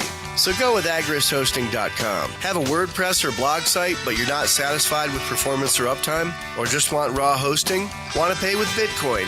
Agrist Hosting specializes in high-performance hosting with personalized service. Go to agristhosting.com and click on the button that says Get Hosted. That's agristhosting.com. Is oral health important to you? If you don't like your own teeth, fresh breath, or kissing people, then by all means stop listening. Several years ago, I met Jessica Armand, founder and CEO of My Magic Mud, and I became passionate about the product that she created and never want to live without it. It's clinically proven to whiten teeth, but I find it does much more. They want you to love My Magic Mud as much as I do, so they're giving you a money-back guarantee plus 20% off. Go to mymagicmud.com and use coupon code FTL20 at checkout. mymagicmud.com, FTL20. Did you know you can listen to LRN.FM via our free-to-air satellite channels? We have channels over nearly all of North America and much of Africa. All you need is an affordable receiver and a dish as small as 30 inches. There are no monthly fees. Learn more at sat.lrn.fm. Plus, if you are a broadcaster or want to be one, this is a good delivery method for our content. See our coverage maps and get details at sat.lrn.fm. That's sat.lrn.fm. sat.lrn.fm. We have some good news. The indictments against Ross Ulbricht in the District of Maryland were dismissed with prejudice, meaning they can never be refiled. This is especially good because those indictments contain the only charge ever made that Ross engaged in murder for hire. This was a serious allegation that Ross Ulbricht denies. It was never prosecuted or ruled on by a jury, but was trumpeted by the federal government and the media as if it were proven fact. The Maryland court held these indictments for almost 5 years, poisoning Ross's case and leaving him under a cloud of unproven allegations. As explained in Ross's appeal to the Supreme Court, the fact that the judge used these allegations to give Ross a draconian sentence of double life without parole violated his Sixth Amendment right to a jury trial. Judges are required to issue sentences based on convictions decided by a jury, not unproven allegations never even charged at trial. Although this is a positive development, the dropped indictment will not set Ross free. Now, a presidential pardon is Ross's only hope of freedom. Sign the petition at freeross.org. freeross.org. What's up next? Visit the Liberty Radio Network program guide to find out at shows.lrn.fm. That's shows.lrn.fm. Roads? It's the Ernest Hancock Show. Where we're going, there aren't any roads. Welcome back to Declare Your Independence. John Stevenson and I, we got to get ready, and after the top of the hour, we're going to got to do stuff and work and get ready to go to Red Pill. Now, the Red Pill Expo, you're speaking, aren't you? Yeah. Yeah, you're somebody. You're somebody. And you're talking about you're going to do a 5G thing. Yeah. And what are you talking about? Because that's kind of in your wheelhouse, the kind of stuff that you do. Yeah, my background. Yeah. So 5G is dangerous. It's not. We care. We don't. What? Well, I don't talk too much about that. I talk more about the police state. Yeah, bring that mic down a little bit. Yeah, just so it goes straight in your mouth. There you go. Yeah, I'm talking more about the police state part of it. But of course, I work in the field as a telecom technician, so I know that, even not in Canada, but actually FCC puts warnings now on, for example, 4G LTE antennas for alarm communication and so on that, install it like at least 30 feet away from you operating. So there is. What about even working on it? If you're like when if it's on, you walk up to it. Are you fried? No. But it's there's a warning there. And you, okay, let me ask you this. Maybe you know, maybe you don't know. I just think it's interesting that televisions operate at the refreshing rate that it says 50, 60 hertz or something, right? You know, what does that mean? What is hertz? Hertz is a frequency. So it's the amount that, you send out power from something. Like there's a frequency. Like our brain, for example, runs in between 20 to 120 hertz. Anything in the world is a frequency. If you actually go and look at, like when we look at other planets, other, solar systems to figure out like what kind of, composition it has, they're looking for the frequency print of anything that they're looking at. All the different colors that we have different frequencies, right? So everything is a frequency in our world. Our thoughts, I believe, is also frequencies that, emits, and then, whoever. But so everything is a frequency. But it depends on, if... Okay, wait, let me get this. When I do what do they call it? A spectrometer, okay? And I'm analyzing something, and I go, "Ooh, there's atoms of whatever," and I got this molecule, and kind of, I'm doing a spectral analysis of what's in that asteroid. Something's emitted from it, and I guess it's from light bouncing off it or something. It gives us, it's mostly nickel on that. Let's go get that one, let's get or the gold one. Yeah, the gold, the diamond. The platinum, whatever. We go get, I think there's more diamonds than people. That's just a De Beers thing. It's on the Earth, yeah. So you have a light source that you're seeing this planet, this solar system, 50 light years away of whatever, and they're going, "Ooh, it's got water. It's got liquid water because we say." All right. Well, when I do that and I get that spectral analysis of what is there, that frequency is just electromagnetic radiation of a bounce of photons, or you're saying there's something else they're analyzing. How are they getting that from what? Visible light waves, or they doing infrared, or well, it's different. It's different type of light waves. So they definitely don't use visible ones, because then we could see a lot of this stuff, right? So they're using infrared or gamma or X-ray, like whatever type of higher frequencies they use in order to find those out. So there, that star or planet way the hell out is emitting enough information that we can tell what it is. Well, at least that's what is out there. That's what they're saying. Yeah. Yeah. Okay. Yeah. All right. So I got that emission. Now, why is everything, the communications, your television, at 50, 60 hertz? Why that? Why not 40? Why not 136 and a half? Why? I'm not 100% sure. Okay, exactly what's our brain why work at? Well, it's 20 to 120. So they're within our brain frequencies. frequencies. Yeah, with all the current, So it gives new meaning to TV programming. You feel me? Well, that could be one of I always talk about people are afraid of 5G, that frequency. Well, currently everything that is electricity is running within our brain waves. So why? Well, I'm not sure. I have never really why looked didn't they into have why it or scramble exactly it or why that double was it or... chosen.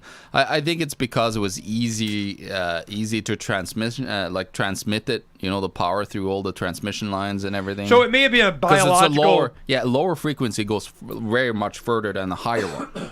So that's why probably they chose these frequencies in the first place when the good old guys developed it.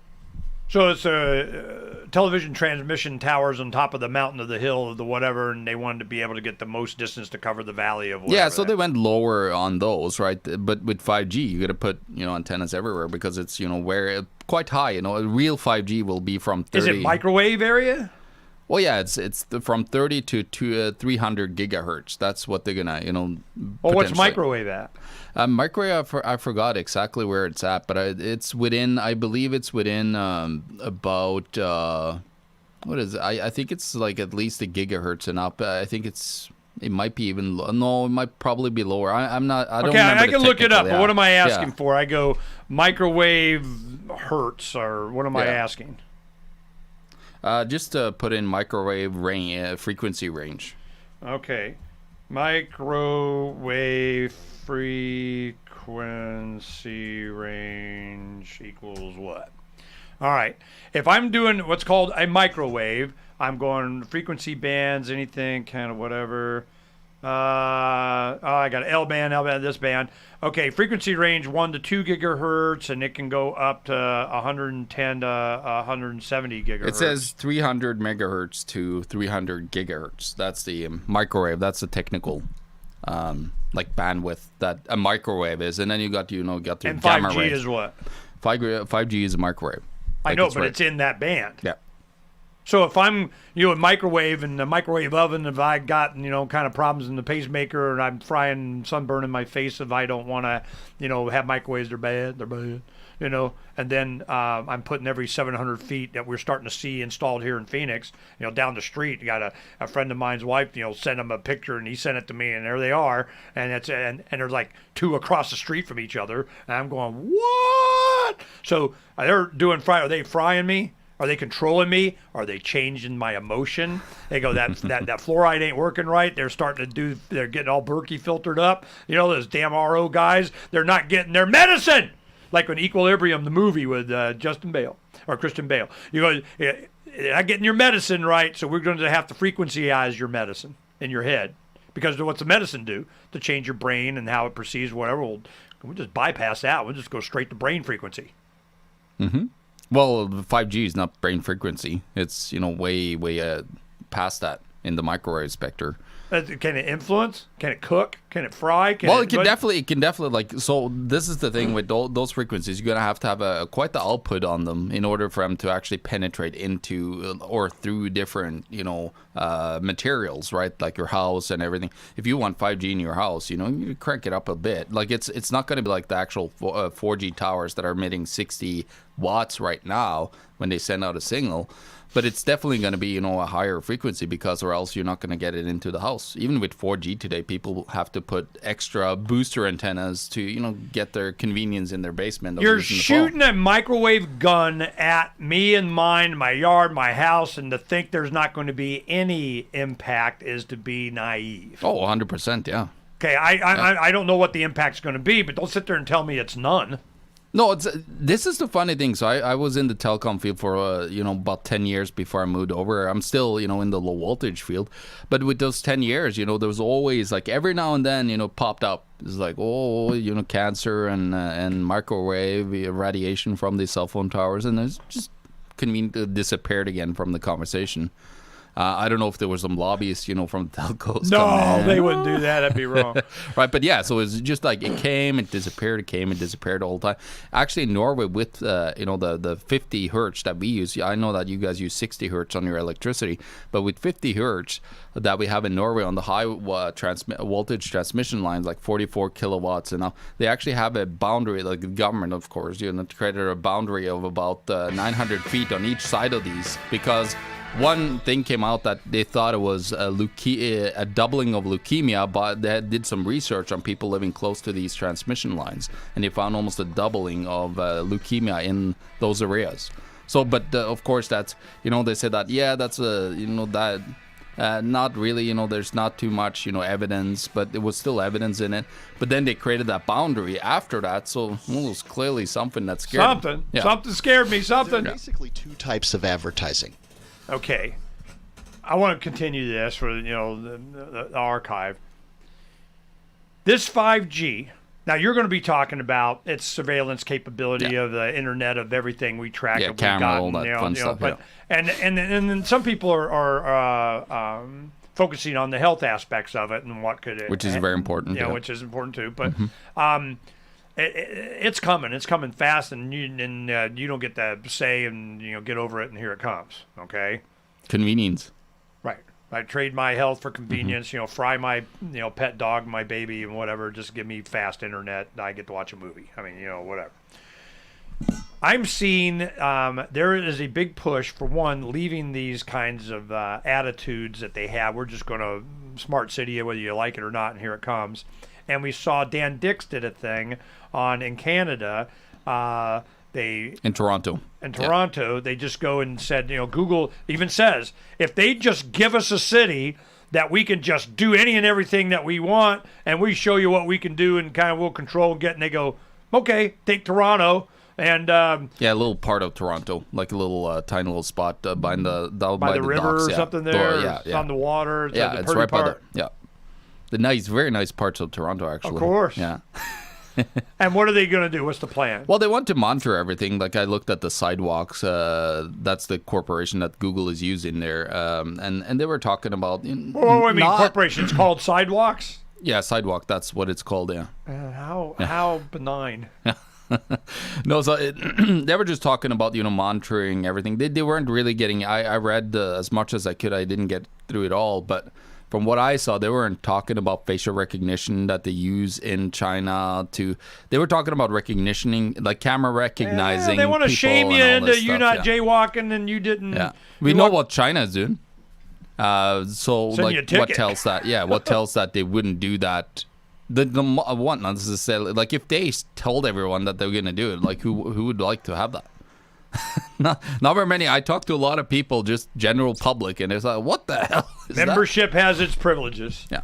And they're going to want the privileges, and they'll trade off their privacy and health and whatever to get because I can, and I get free rides on the public transit and the matrix hose of everything the better needs. scores in China. You can get free gym memberships, and there's a lot of good things that you can do. And then of course, if you are on the opposite of the spectrum, you can't travel, you can't move around.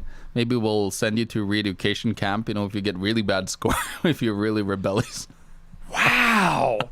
Is there going to be, you would think, as there always has been throughout history, there's always a lot of people that leave early just out of principle. Nazi Germany, I think we're going to leave, Then it gets to the point it's too late, you can't leave.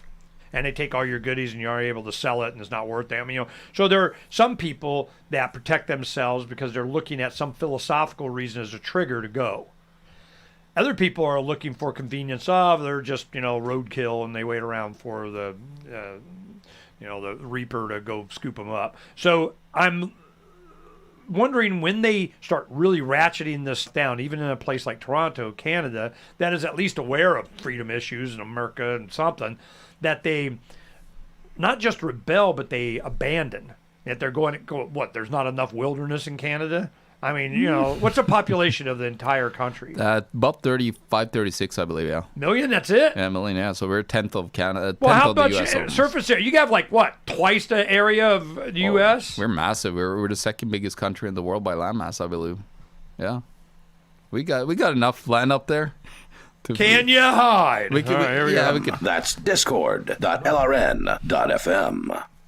It's time for Declare Your Independence with Ernest Hancock.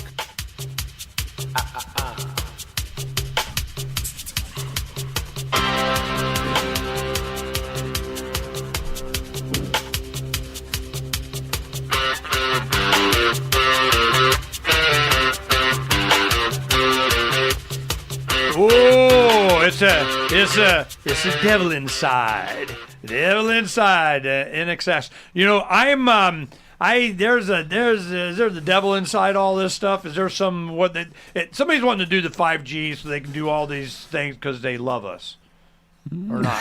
I don't know whether they're trying to sell us something. Why? What's the benefit? It depends on who you're talking to. If you're talking to the guys that want free market autonomous cars everywhere, you could have automation all over the place. There's some you could have some benefits through it. But the guys that want control, the guys at the United Nations, economists, all these technocrats, they say it differently. They see a way to even be really able to control and see and control everything that you can zoom, all these different things. Because if you go into a store, there's actually stores. I forgot where it is, if it's in California or in New York, but there's a Amazon store. You go in, walk in, get what you want, walk out, and it charges your account. Yeah, exactly, because you got all these cameras, knowing exactly what you're doing and reading, whatever it is, and then they use an algorithm to then find out exactly. Oh no, they've had this plan for a while. It was 10 years ago that I saw. It was the commercial. You guys maybe remember this. Guy goes into a store, picks out some stuff. He walks out, and all of a sudden, sir, and this guy in a uniform, a security guard, sir, you forgot your receipt. And then he walks away. Well, you don't need the receipt yet. No. Yeah, right. But the point that they were making is that you don't have to go through checkout. You don't have to. It just does automatic, and you get the low price of whatever the heck, and you get your gruel and whatever. Yeah. So I'm all right. So there's going to be a convenience thing. And then it's going to be, are people going to be, yeah, is my housing development 5G interfaced? Oh, it's not. Well, I don't want to live there because, I don't have 5G everything of surveillance everything and my kids of everything. Yeah, you could have what the hardcore, technocrats want. They want 5G to be your fixed internet line. They want to remove fiber for some reason out of the equation, and they want to basically replace 5G with everything. And I see the thing where they could say, well, the infrastructure is so heavy and so hard that the government needs to print the money in order to do this. So how about, the government takes over AT&T, Verizon, T-Mobile, all these guys, and then government just runs, all the infrastructure, prints the money, and then gets it done. What, they don't already? Yeah. It's the same guys running everything. The same guys on the board of directors. The same guys. Yeah. So if you want to 5G harden your home, you need to, you could create like a suburb, voluntary suburb out there. You, me, Ernie, and then we could build it. So there's no need, and then you have fiber, to communicate into your house. If you want a stationary place. And my thing is that I want what I want for whatever reasons I want it, and I don't want what I don't want, and I don't need you telling me I got to have it. No, exactly. Freedom's the answer. What's the freaking question? Do I want high-speed internet? Absolutely. This is the one thing that has, locked us into the cities. It's one, electricity. Can you have electricity and water and communication? Other than that, you're pretty much, it's getting to the point, even in the desert, if you got retention, it rains. Well, what do? Oh, that rains on your land, that's not yours. That belongs to somebody downstream of the government. You're not allowed. What? Then in Colorado, they go, all right. We're going to let you keep your rainwater, but it's limited to 110 gallons, which was 2 55-gallon drums. That was it. Yeah, woohoo! We're free. You get 2 55-gallon drums. Really? They were making a big deal out of this just a couple years ago. And I'm going, oh, if the Lord done saw fit to rain down on my property, whatever the hell's it's freaking mine. What did you guys? That right there, if it pleases the crown, may I collect my own rainwater on my land? No. Really? What the hell good are you guys then? So this is, I'm looking in the future, if you have the access to water, a well, or hell, just even in the desert, if you can collect the water that falls on your 10 acres, you're fine, okay? Then you have power. Well, solar here works really well. You could have various. Place, and it's going to be, Mr. Fusion. Fusion. Yeah, I do. Freaking banana peels, and I'm fine. Okay, so that'd be a common. Energy is already not as big a deal as it was even 10 years ago. The big problem is communication. Am I able to do communicating business, the show, here comes Starlink. They just, SpaceX just putting them, today or next week or something, they're putting up another 60 satellites. So when we go satellite-based communication, a gig up, a gig down, and all of a sudden rock and roll and whatnot, they can take their 5G and stick it. Now what? So those want us to have this kind of independence and autonomy. Will they allow it? You could go pirate. We're not sure. We got to keep the slaves under control. So when you say control, in what way? They send you a fine? With the slap 5G. You with a Hellfire missile? What are you talking about? Oh, you're talking about 5G now. Yeah, what's their goal? They want to have, they want me to have high-speed internet, or they want to track my toaster? They want you to have high-speed internet, but Why? they also want to track your whatever you have in your house. They could there's Internet of Things getting developed that could communicate now. They said it's to for them to communicating conveniently in between each other, and then fix bugs or whatever they have in their firmware or software, and so on. But what they can do with this is that, you have a stream in the background. You have all these data, which comes to big data. You hear Microsoft, everybody's talking about big data. We're doing that because now we could store that data everywhere because we have so much storage space, right? So now we could pull in all this data, and then potentially you could look, because I know that I could remotely log into 99.9% of all these Internet of Things devices as a technician. And I could get, the information that's on that, and then they could potentially get fed back, to central plant, which they actually have. Panasonic, I believe, Samsung has created these smart cities where you can feed these things back, and they'll know exactly how much water, energy, how much you use your toaster, your dishwasher, whatever it is. They'll be able to use it. Even with the new fridges that are coming out, you can see exactly what you're eating. Oh yeah, you're eating some bad, don't eat red meat. That's bad for you. It's bad for the world. Climate change. So that's what it's coming down to. Ernest. Well, these smart meters, I remember that was a big deal, and it still, concerns a lot of people about different things, but it was more than just your power consumption or being able to transmit, your bill so they don't have to come up and read the meter, all this other stuff they were talking about. It could tell what devices were on and when and how much and all that. It had a lot more information than just how much your power usage was. It was what was using the power and when and how and all this. So then in California, they went, oh, we need to save and turn off and kind of brown out and your air conditioning doesn't work because we say. And it's tied into the collective of you're not allowed. And I'm going, this is not a free society. That it's not there to give me more options. It's not there to free me. It's not there to serve me. It's there to surveil me and control me. And it's sure as hell, and by their own admission, to influence you for your own good, because we love you. This is bad news all around. I don't mind the technology. It's the mandate. It's that, what I have to do. I go, hey, well, I don't want to use that. Oh, yeah, you are.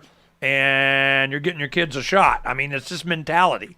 So I'm thinking, are we breaking away from that? What we talked about with Bruce, and Ravencoin in the previous hour, this infrastructure of other options and digital communication that we can do and be separate from, and they can suck it. I don't see the man going, God, that freedom, they're slipping through our fingers. The tighter our fist around the star systems, the more that leak through the finger kind of thing. No, they're not. You're not allowed. So where's the force in this? When you're giving your presentation, you're going, hey, man, they're going to make you. How? Well, they're going to make you, what they're trying to do is just put you into cities. That's the easiest way to control anybody. When you have them within, a certain vicinity of that city, it's a lot easier to control them than, back in the old days. During the Great Depression, 90% of people lived on the countryside. They were self-sufficient and all this stuff. But now almost 90% lives in the cities. So it's a lot easier to control them, within a closer proximity than having them everywhere around the world, and that's what it's coming down to is the ease, and that's why you have Agenda 2030, all this push to densify cities and put them in little tiny little prison apartments where they're controlled with all these Internet of Things that could watch every single little aspect of their moves, whatever they do. That is so counter to what America promises about. Total opposite. This is, and they do it. They're doing it too. Yeah, and the pushback is what? Just a few of us pirates. Well, yeah, currently that's what it is. But I believe that the more and more people talk about this. Actually, I have more and more people asking me. They wanted to have something installed, the wireless access point or whatever it is in their house, and they're asking me. I kind of looked something up here. There's something about some health aspects to it. What's going on? They're asking me this. And I can't, say anything. But what I do say is that for business owners. Okay. Maybe, yeah, we can talk it for a little bit. Yeah, maybe there's an issue with that. You should do a lot more research. And some of them just end putting the antennas up or whatever is emitting these frequencies, and then they just leave it. They forget about it. After they did the initial research. Because people don't like to be uncomfortable with that could be something out there that could be an issue for them. They would just rather, live in their little comfortable little bubble and not have to worry about anything. And that's just human, throughout time, that's what humans does, is we like to be comfortable. And that's, what we like, what our instincts and what our habits will bring us back to normally, unless, people are awake, we know that we need to be uncomfortable to make changes in the world and changes in our lives in order to, get out there and become, a little bit more, create something of significance in the world or put out the message. You need to be more empowered, but people want to come back to that convenience and comfortability. Most people in the world, and that's the biggest problem here, is that they're going to come back to that comfortability, and then I believe, with all these new technologies, they're just going to have the cities become these open air gulags where everybody's shamed. Look at China. Like, you got Shenzhen and other cities, they have 100, I forgot the exact number, it was 150, 160 cameras per 1,000 people. So there's basically eyes in the skies looking at everybody. And then if, of course, you dare to do anything that's, opposite of what the scoring system says, well, now you're going to get shame at, they're going to put up, billboards or posters with your name and, your low score or wherever you did. It's like that shaming culture that communism brought upon. It's what Antifa is doing. Going just out yelling at you if they disagree with you.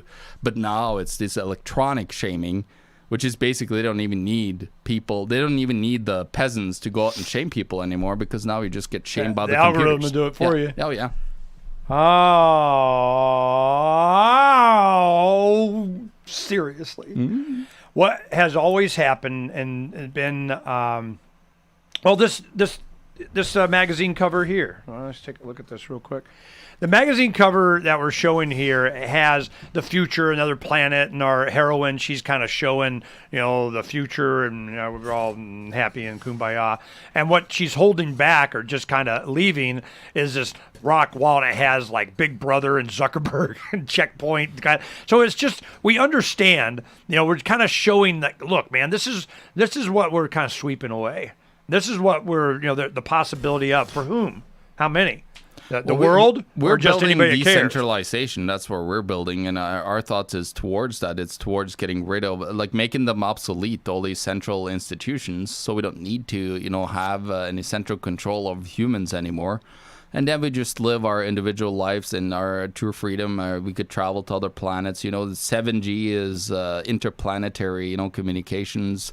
All these stuff could get developed because right now, with everything that's happening, governments have been impeding, human evolution and human growth for so long, so many years, or any form of central control with, the churches used to be back in the day in the Dark Ages, all this stuff. There's always a central entity of control that humans, because we look at all these animals, they're built in a hierarchical structure.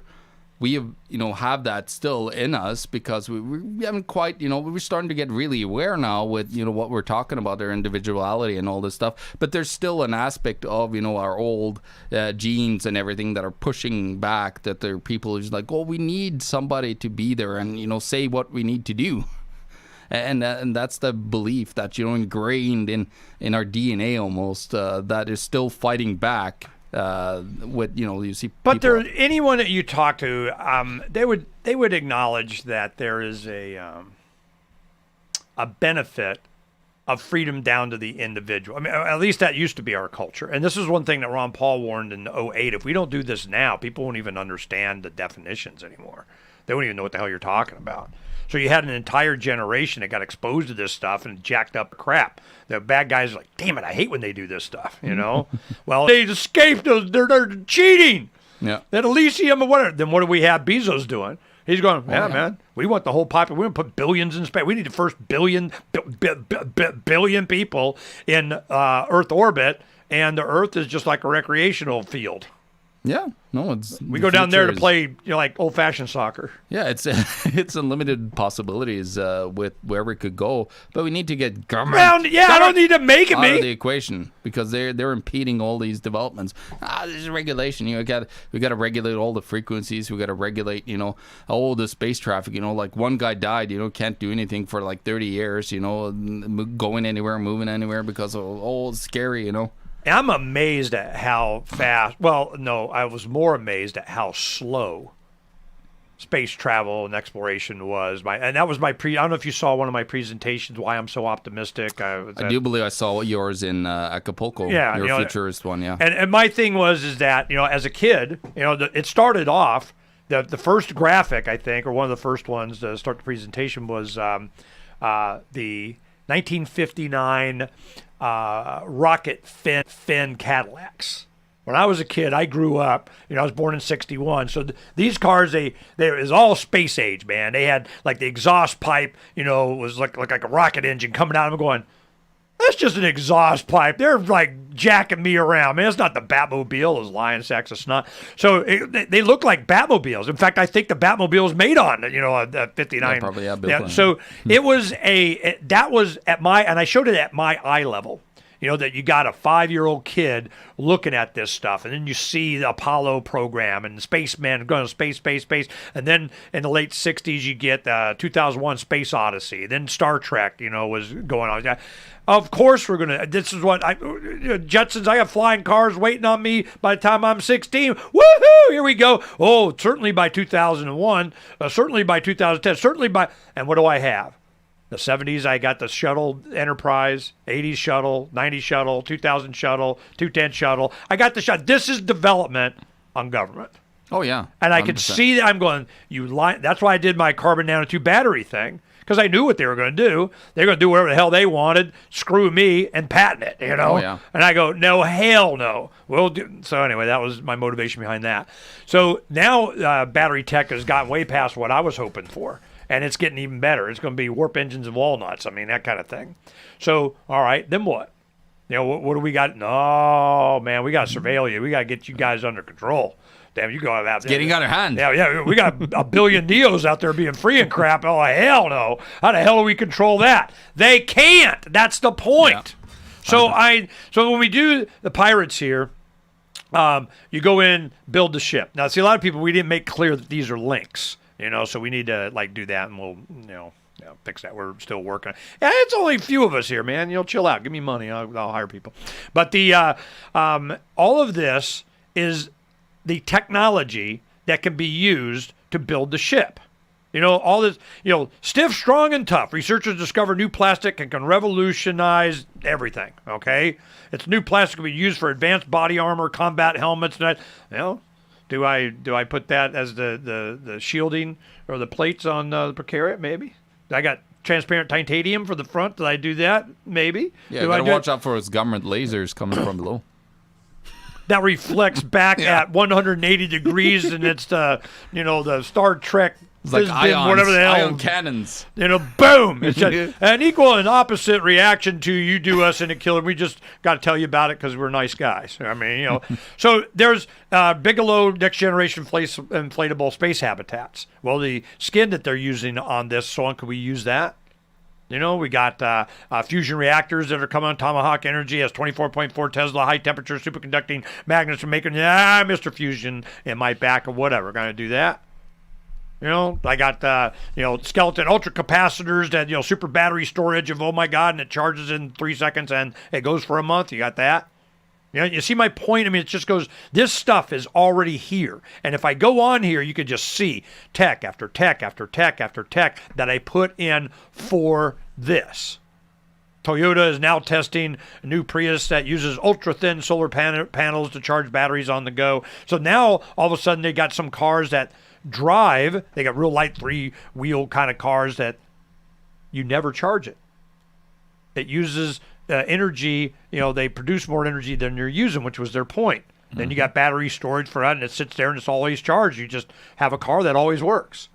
Now, of course, I wasn't going to get in an accident with an F-150, but I mean, the thing is just a demonstration of this technology, because now with solar panels, they're also getting to take more wavelengths. They're going to start doing infrared, ultraviolet. They have multi-layers. They get all of a sudden, just in the past 10 years, 8 years, I think you have an entire roof of solar panels. Now, compared to then, you need 30% of the panels for the same power. Yeah. Which means you get 3 times as much power. Yeah, now there's windows that they're working on that could, do the same thing. So we were covering that back in 6, 7, and where that started from. And Bob's always going, "Yeah, can I buy it? If I can't buy it, it doesn't exist." You're just babbling. The Walmart, I get on Amazon. When you do that, then the stuff starts coming. I go, ha ha ha ha. Now you got what they had done is it was like printing. The big printing presses when they do newspapers, and you got that paper going through and they're printing on it. They were using the same process to print onto anything, and they had that thin like saran wrap, or plastic, and they were printing a combination of copper, barium, whatever the hell it was, and it was developed out of a university in South Africa. And when they did this, we started following this. Well, what happened is that technology got bought up by some tech guys in Germany, I think. Then they opened up, and it was a Solyndra thing that they were going to be doing this. And that's where it went bad when you started jerking around with the government, because the government's just oil industry, and it failed. I mean, that they don't want competition. Yeah. So what it is that you would print solar panels like you'd print newspapers. That fast. It's just boom. Now, were they as efficient? They were still in the teens. So they're like, but it was cheap. So then they go to Elon Musk. We got to have a satellite that can, collect all this solar energy and microwave it down to the ground. And then you got this, that, and he's going, that is the stupidest idea ever. You know why? He goes, because it's cheaper just to buy more solar panels and put them on the ground. Yeah. Why am I doing all that? You know how many solar panels I could make for how much it takes to put a satellite up there? And plus I'm frying all the birds. He goes, are you serious? You have a place, it was like a speck in the Southwest. You would have, I don't know how many miles it was, that you had just solar panels was enough to power the entire United States. And that was back then. So he's going, I'm going to do a satellite. Why? Yeah. What, land? There's not enough land in Arizona? No. I mean, what the hell are you guys talking about? You can't use that land. That's the Crown's land. Right. Come on. Right. So, these are the kind of things that we bring up. I'm just showing that there's all kinds of stuff. It's just amazing. I'm not worried. When we go into Pirates on the forum, we'll start spending a lot of time in there. There's some of the guys in there maintaining it and saying, what's up. But you go into the big idea, and we just have, all kinds of different, the subsystems, the computer systems of this, the whatever of the ship. And we talk about different things and art of, how we're depicting whatever. So this has been, see, let me get to some of the pictures here. Yeah, see, this is the floor plan of it. A lot of this is, the air displacement. That's why, these ships need that, because what does it do? It gives you the ability to lift a lot of stuff and live on it. And the bigger it is, the more efficient you are, more lift that you get out of it for its weight. So, okay. So most of the living quarters is here and in the wings, on the side and these two levels up there. Then you got the engine room and all that. And this is the airbag, what's going to be the core of the ship and yada, yada, yada, yada. It's one of the other things, the skylight. Here, this is what the skylight looks like at the top. Now, this is where they want to put the space disco, is underneath this and be part of that. Well, Raven Coin is going to they got some kind of property and they get access and membership has its privileges kind of deal, So what are they going to do in there? I don't know. Not my problem, man. I'm just a captain. But that's one thing, a lot of the discussion that people have is what are we going to do? How are we going to have, who gets to be on there? What if we don't like them? Even virtually. So if they're butt heads on the forum, we just send them to the bilge as an individual. I don't publish it. You have filters on your own. That guy, he's such a boom. He doesn't show up on my forum feed anymore. But he's not like he's deleted. You go into the bilge where everybody is. Man, that's freaking naked zombie dancing is doing down there. But I don't want to be seeing all that crap while I'm talking about developing the lowering lift system of the locks on the cargo carrier, the bottom of the blah, blah, blah. I don't want to talk about your parking ticket and how the crown's screwed. I don't care. You're in the wrong place. And if it gets to be abusive, you send them to the bilge. I'm not censoring them. The individuals are. So we're setting up the code for that. So it's a whole different way of thinking. How can we create a society? But it really came around, though. That's why the pirate ship got developed, is because I could see what it is. That's what a pirate ship is freedom. Because 62 miles up, 100 kilometers, is sovereign space. Now, of course, they're going to, we're Space Force, and we got our ion cannon, and you have to, and you can't, and something. They're going to try and do that. Really? Okay. Do we just arm have the our ion Precariat? cannon shield and just fire straight back at the sun? Right. Equal and opposite, Captain Kirk poker thing. That's how he dealt with it. So this is a really interesting way of looking at this, and it's why we're doing this, is so that when we have the technology that can give us this kind of freedom in the atmosphere of this 5G surveillance of everything, everybody, internet of everything, if we got control of everybody, that we have some alternatives when we want to just be left alone. can you? The tech allows for this. And what Bruce Fenton had done is with Ravencoin, well, yeah, it can be compliant of you can comply if you want to. Well, what if I don't? Well, then what? We're going to find out. Yeah. So, it'd be that, and we may have different, whatevers. But you don't want to get into the situation that we have where these assets or things like the precariat, that you have 15 zillion overlapping derivative ownership of something. That's the problem. Direct, yeah. Yeah, you got to have guys. I mean, if you want to do a timeshare, you get 2 weeks on whatever, and you kind of do. I don't know. We're going to work on this. It'll be fun, as we're building this. Because now once people, I go, you build it, they're going to start wanting to, and I live right there in the front wing. If I got my cabin, if I got a whole wall, like on Star Trek, they got the whole walls, like you're looking out the space, and I go, hell yeah, in the front of the wings, that's where I want my cabin. I get the captains, whatever the hell, I'll go up top and be somebody. But, this is, 10 forward. We got 50 forward. Whatever, So we're having fun with this. The presentation that you're doing and talking about this stuff, skip to the end on your 5G thing, is that we should, what? Be wary of it, stop it, move from it? I mean, what's your solution? Be wary of it. I actually, at the bottom of my presentation, I talk about, what's the solutions? Decentralizations, and you could protect against it, protect your home, put... Faraday cage it or put on paint. There's actually paint now, kind of aluminum paint or whatever you can put on your house that, protect you more from our frequency. Yeah, so be careful back at Hindenburg, it'll burn you up or something, Yeah. But there's meshes, you got carbon nanotube, I think a graphene meshes stop a lot of EF too. I believe so, yeah. So there is, and you could do copper mesh, do all kinds of stuff. It's in the building process. Yeah. Like they wrap it with Tyvek. Well, you got that plastic Tyvek that's embedded with carbon nanotubes, and you're shielded. Yeah. Of course, you can't, use your phone inside or whatever, but you could have repeater or you could do other technology. So if you're informed. Well, damn it, Ernie did it again. He's hiding you. You're doing something nefarious, and you're probably having sex with your wife. I bet you're getting them. We're not getting to listen anymore. Damn it. That was a popular show at the NSA. Yeah. Peep shows. Don and I go, woo! We're gonna give him a show tonight. Let's do it. Put the cameras on. Get your phone close enough, man. Woohoo! I say, yeah, screw you. You're just jealous. All right. Well, it's been good having you, John. I look forward to for the trip up there, and then we'll come back. We're probably coming back. What, Sunday night? Yeah, I would think so. Yeah. And then when's your flight? When you got to go? I leave on I think like later in the afternoon, like maybe 2 or something. I forgot. On Monday or Tuesday? On Monday. Monday. Yeah.